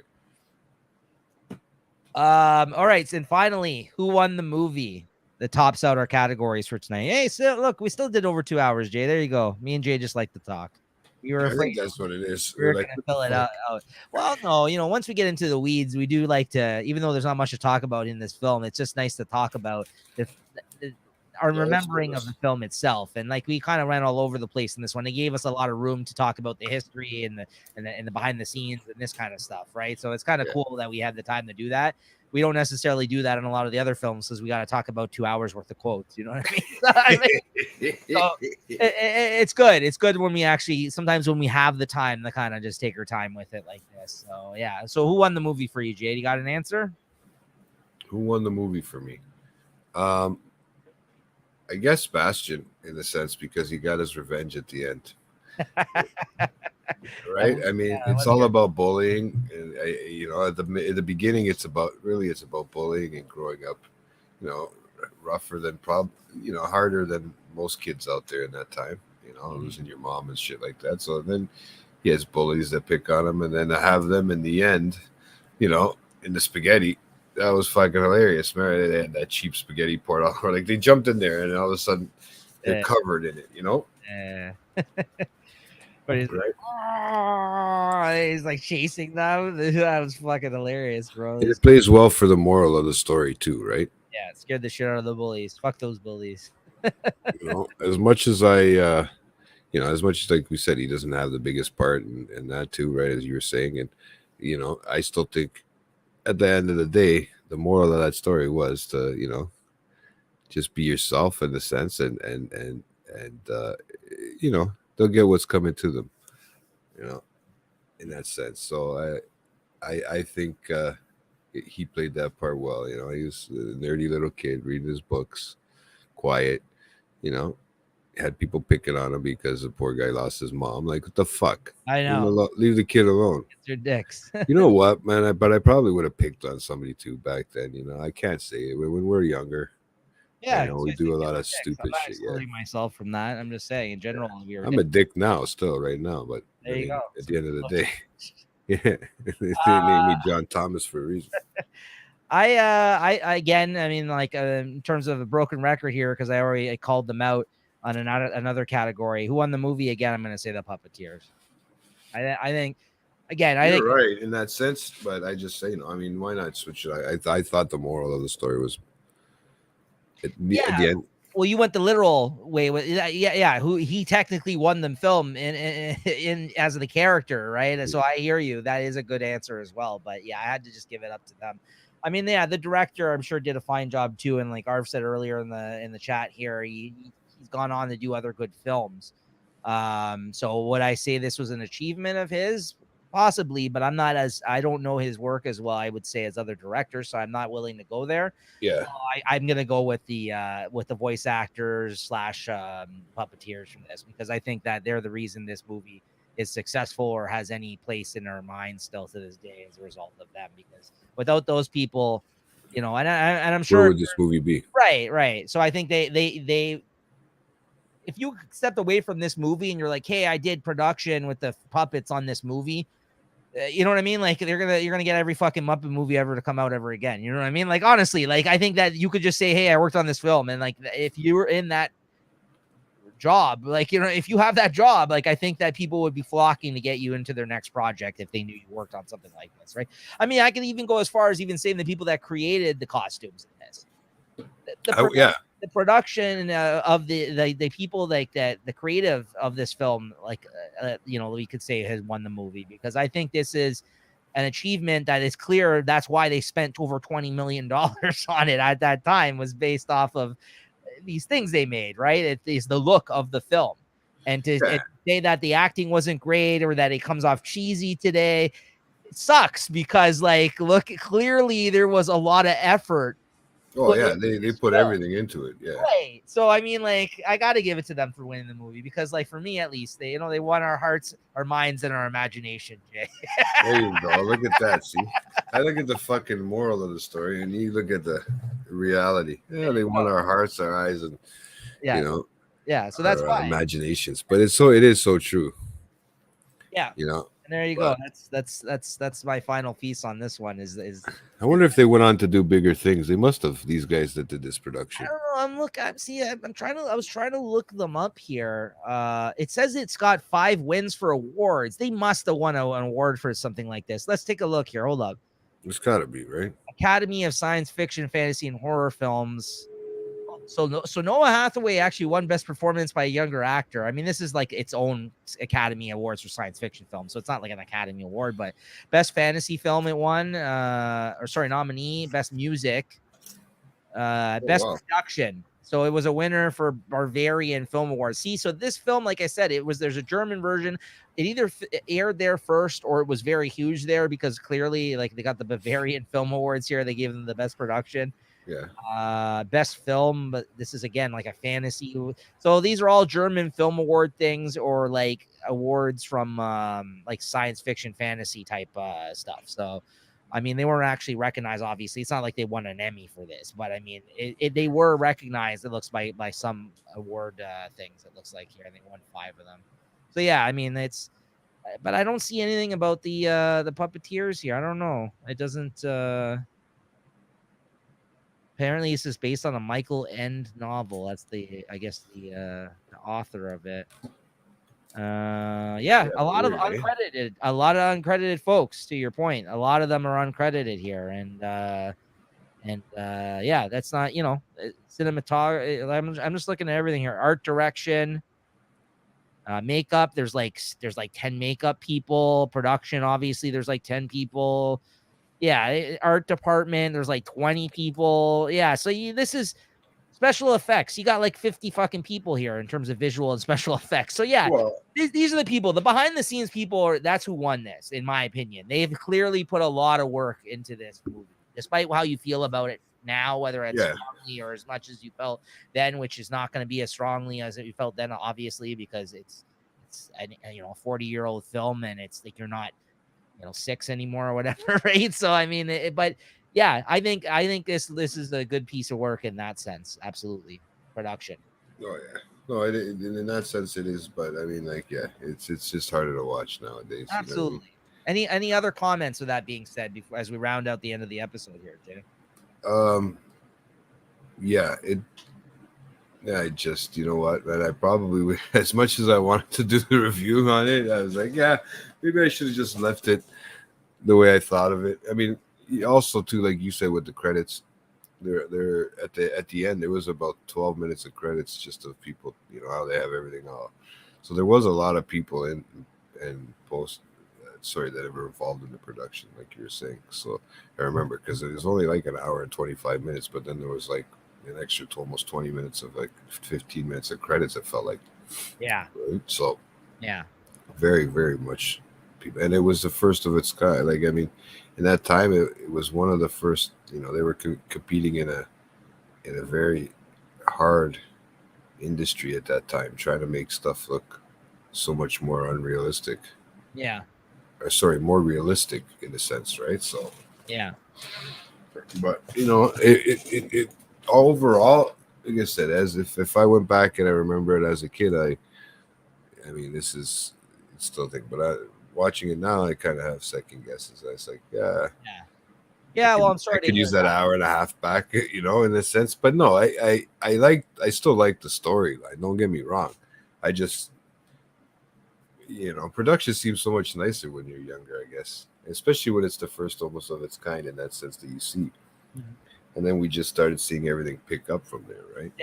Yeah, what's gonna happen, right? So, Yeah, that's why I do like to go back and see movies like during this time that did this kind of thing. Like I said, like I'm still a fan of the older Ninja Turtle movies where they're wearing the rubber suits, right? Like I think that's cool because that shit doesn't happen anymore. So like I think some of that stuff still plays well. Like I think you can still get it.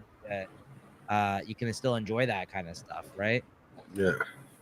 Later, man. Have Later, a good bro. night. Thanks. Yeah. Uh, So, anyways, yeah. So that's it for in terms of like our categories for this movie. Yeah, I mean, I don't really have anything else to say. I think I've said it all in terms of that. Like, I still think I still enjoyed the experience a little bit more than I think than you, Jay. But I do still have a I little was looking at it in the wrong sense. I was trying not to look back at it in that time when I probably watched it a million times, sure. right? I think that was your takeaway. Sometimes, a lot of the times we've come to the show here with somebody revisiting some of these. Some of these you come here and you say I that. have a hard time revisiting some of these. Yeah, I mean, like you like everything else in your life, you overanalyze. So yeah, That's the worst, man. Yeah, that's the fucking worst part about it. So I think I took this one too literally. Now, it's only a fucking kids film, GT. yeah, Get over exactly. it, man. It's not meant for that. It's all But good though. of No, course, my fucking dirty mind goes that way.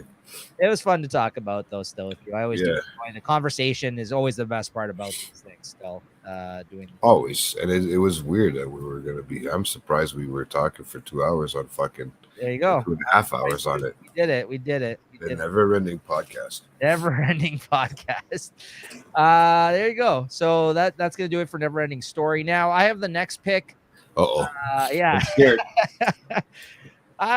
We can do it a couple of different ways. I could get you to pick an actor out of 3 actors, and then you pick whatever actor you pick, that'll be the film that I pick. But I'm going to tell you straight up right now, these are all 80s comedies that I've picked. I've picked all. We're staying in the 80s. I'm having a good time here. And then I figure once we hit Halloween and a Christmas episode's coming up, and then possibly moving into the new year, I'd like to have some more guests on again because it's been a while since we've had some guests again. Yeah. Those are going to be probably films that we're going to be moving more away from. I think older films. Not necessarily Halloween and Christmas. They still got older films too we can talk about. We'll see what happens there. Yeah. But yeah. So I want to kind of stay in the 80s. I've been enjoying revisiting some 80s movie stuff. As much as everyone likes, some people like to say that it's like the worst time for films.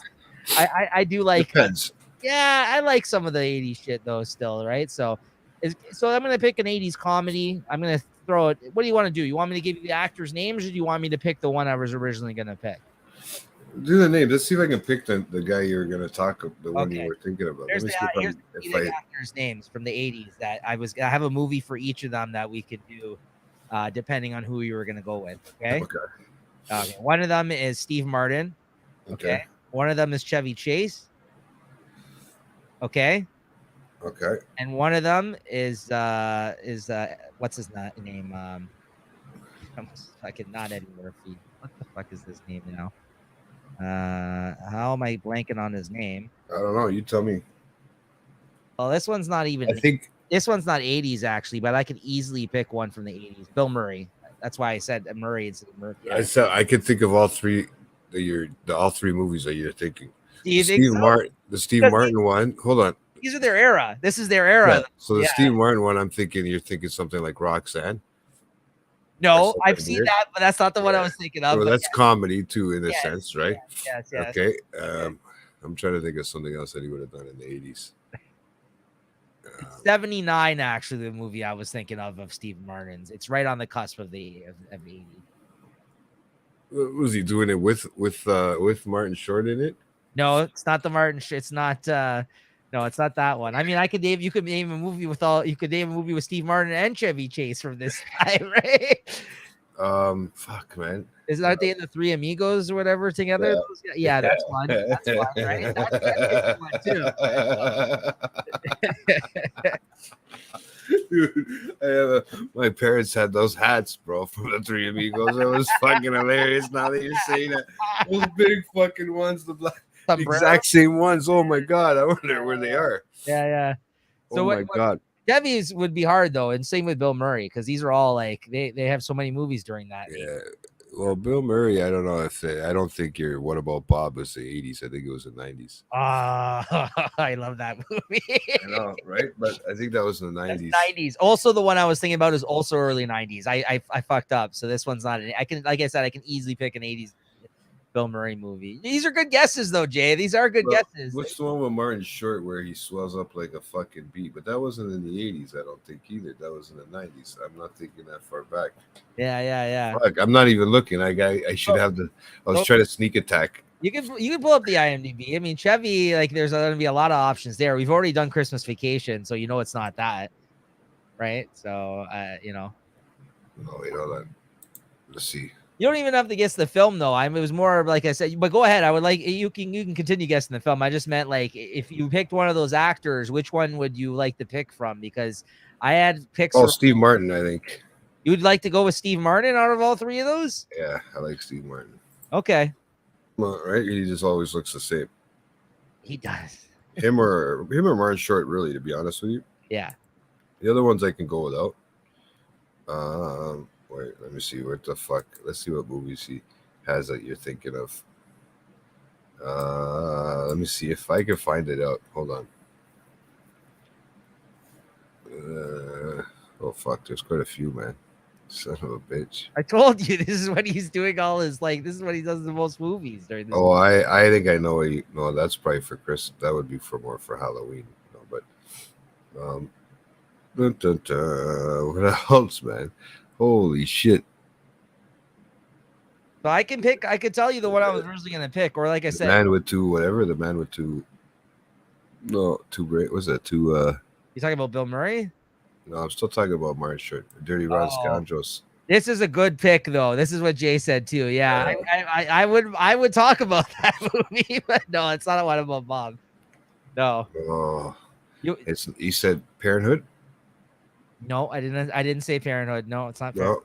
No. Holy fuck, there's a few, bro. There's Dirty Rotten Scoundrels. You got them all, man. That's a good one too. That's a good one too. See, that's what I mean. Like, I was kind of like, I got to do an 80s movie with this. Is that who you pick? Is that who you want my pick to be? A yeah. It's the jerk. I was just trying to figure the jerk. Okay. Yeah. So the question was, I said to Jay, my next pick is going to be a comedy from the 80s or around that time, an actor that was very popular during that time, a comedic actor. And I said, I can either make my pick or I can tell you, I can give you the option of three actors and you can pick which one you like to see a movie from that period of time. So he picked Steve Martin. And that was my pick for that, is The Jerk, which is a really, really funny Steve Martin. Yeah, but doesn't it have a part two too as well? Like no, it only has one part. It's only that movie as far as I know. That was a jerk. Oh yeah, no, The Jerk, Steve Martin. That's probably my favorite. Yeah. Is there a sequel? Yeah, 84. Is there really? I've never seen that. The Jerk 2. I've never. I don't know if he's in it though. No, probably not. I'm just trying to see. Is he in it? No, he's not in it though. But it was there on this list. I do see that, but is that the same thing? I don't know. The Jerk. I don't know. I think it's unofficial. That's why they do the TOO. Who the fuck is this? Navin Johnson, Mark Blankfield? I know some of the actors that. Yeah, so do I. One of the guys is from one of the movies we talked about not too long ago. The one that you picked, Ray Watson here. Yeah, The Jerk. It's really funny. It's about Steve Martin. It's a pretty funny premise. Yeah, man. Steve Martin. Yeah, it's about him basically turning into an asshole because he makes a bunch of money all of a sudden, and he comes from small time beginnings. Like, he's very poor. Like, he's raised by a black family in the South. They adopt him. Yeah, I never remember. I'm thinking I'm having vague memories of it. And I'm sure there's some humor that hasn't aged well, like in terms of that, the jokes that they're making, because but it's funny because, like, I think as he goes out into the world, because his whole way of life, all he knows is that on that farm, really, like with them, because he was adopted, like he grew up in the South with this black family, and then he leaves. And then I feel like he thinks that he's black because he he thinks that because he was raised like with the like Southerner. yeah, exactly. He doesn't know any better. It's not like he's like trying to be, you know what I mean? Like he doesn't know any better. They treat him like one of their own. Their own. He has this weird outlook on the world. Like, you know what I mean? So like Yeah. it's actually really funny. Like, but then it goes from there and he gets like small time jobs and then he falls into money somehow through like the story, which we'll get into when we review it. And so yeah, if you're down, that's the one I was gonna pick for Steve Martin. The one I was gonna pick for Chevy was Fletch, which there's a new one coming out this month, right? In 2 weeks, John Hamm is you know the guy from Mad Men. There, he's going to be playing the new Fletch, which I don't know how I feel about that. I think that he's good. I like him a lot, but I don't know if I see him as like if he's going to play it up the same way as like Chevy Chase. What do you think about this new Pinocchio coming out? I haven't seen anything for it, so I don't know. Starts on the 8th. Yeah. Well, okay. On Disney, so I love Pinocchio, so I mean, like I've liked a lot of. Just in time for my birthday. Yeah, I like a lot of the.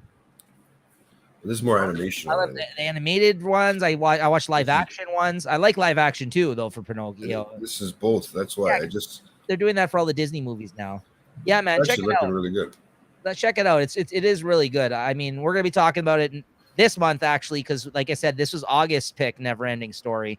It trickled into September just because of our schedules. So by the end of this month, you should be hearing us talk about The Jerk as the next pick, which is a 1979 Steve Martin film. So yeah, we're going back, guys. We're going way back, but I think it holds up pretty well. But it's been a while since I've seen it. I've seen it when I was younger, and it kind of made an impression on me then. So I think that if it's something, Nico watches this as a kid's film. This is, I mean, the humor, I wouldn't say it's not a rated R movie, but it's got some good humor in it, though. I think it's one of his better films. Like, if you look at even the poster of it, it looks funny. Like, he's got his pants around his leg all the way down to the ground, and he, like, looks like a bum on the cover. But it's just about the trajectory of his character, and it's a Rob Reiner film. I think directed. Oh, nice. Yeah, it's a Rob Reiner film. So there you go. So if you're, sorry, Carl Reiner, not Rob, Carl Reiner, his father. Oh, okay. The Carl Reiner, yeah, is the director, I think, of that one. And Steve Martin wrote the screenplay with some other people for it. So it's really good. I like it. So we'll see what you think of it. You seen it? The Jerk, yeah, I seen it. Yeah. It was a long time ago. I might have only seen it once, though. Yeah. Well, this will be an interesting revisit then. I'm going to write it down so I don't forget. 1979. Hey, your boy was just looking for you in the group. Who? No, I'm saying Tarv. His boy was looking for him in the chat. Oh, who cares? I don't think he did either. He probably seen it. Yeah. So, anyways, well, there you have it. That is our pick for our September film that will be at the end of this month. Thank you, everybody who tunes in. For 2.5 hours of never ending. He's my son. I'm ashamed of him. You know what, bro? Don't say that. Hey, you might be able to pass. Okay. All right. Well, that being said, thank you to everybody in the comments that stopped by here today. Never-Ending Story, the Never-Ending Podcast. You got this more shows to look forward to. Tomorrow night, we have a new episode of TikTok Time that will be airing with Julie, which I actually forgot to mention at the top of the show when Julie was here in the comments. So my apologies, Julie. It's probably giving me the side eye now, which I got to send her some more TikToks. A new episode of TikTok Time with Julie's new ongoing co-host. They kicked Jade off the show. JT is no longer on as a regular on TikTok Time. So if you guys didn't watch the show for that reason, now you can safely tune in. It'll be her and Laura, who's doing a great job. Now remember, I'm still sending in TikToks. Apparently, I send in the most. It's about if you can get past the censors, Jay. Apparently, there are censors now. Well, there always was, but there's sometimes every now and then you're able to slip one past Julie. I think the secret is you need to send it at the last moment, so she doesn't have a chance to look it up, assess it. I gotta remember. I just gotta keep an eye on the date for it when it's for. So yeah, guys, that's how Nico wins it. We'll have to start making that more public, the TikTok. So if people are on TikTok or just go on TikTok and want to send her videos, they can do that because we don't advertise that enough. I know there's a good group of people that already seem to be sending her stuff. So TikTok Time, new episode tomorrow. And sometime this weekend or Monday, I don't know what's going on with the schedule. There's going to be a new late night chat with Jay, possibly, maybe with Lewis. I don't know. It depends who's going to actually show up for that one. I think there's some scheduling conflicts going on from what I'm hearing behind the scenes. Yeah. Somebody wants to Later, ruin my Arv. birthday weekend. Thanks for tuning in. And then Friday, everybody remember to wish Jay a big happy birthday because this old man is having another one this Friday. And yeah, there you go. Happy birthday to Jay this Friday. Oh, yeah. Well, you guys, you don't worry. I'll have fucking stories about that on the show, so that'll be interesting to talk about. Yeah, it will be. So there you go. Alrighty. Yeah, I think you're close. It's 72. Getting there, man. Yeah. No, if you didn't see the picture that I reposted, I guess you should fucking repost it on our Instagram. You should. Because it just shows how much more gray hair Nico's given me since this fucking podcast. This guy posted a memory from Facebook from 3 years ago when we started the show. I think we're already well underway a few months into it at this point, the picture that he put up. And he's got no gray in the picture. Now he's just Mr. Gray over here. Remember, this was when I did that Movember thing. That's right. So I did it for the show. I got the gray when I shaved my goatee for the first time. Yeah. So you have us to blame. Back great. That's it. I do it for the content. Does it for the content, folks. There you go. All right, guys. Thanks again for tuning in. This is another episode of Late Night at the Movies. Yeah. What can I say, Art? No, it's not Neeks anymore. I'm stressing him out. Yeah, right, man. I got grays too. Never mind. I'm the one stressing him out. I think you got Nico's got a full head of hair. The other way around. Oh man. But yes, thank you everybody for tuning in, and we'll see you guys at the end of September for the Jerk Steve Martin movie. And yeah, look forward to more. Hopefully some more guests to come in the new year, some other great films as well. Oh, for sure. All right. Later, Jay. Thanks. Later, guys. Peace Later, out. guys. Bye.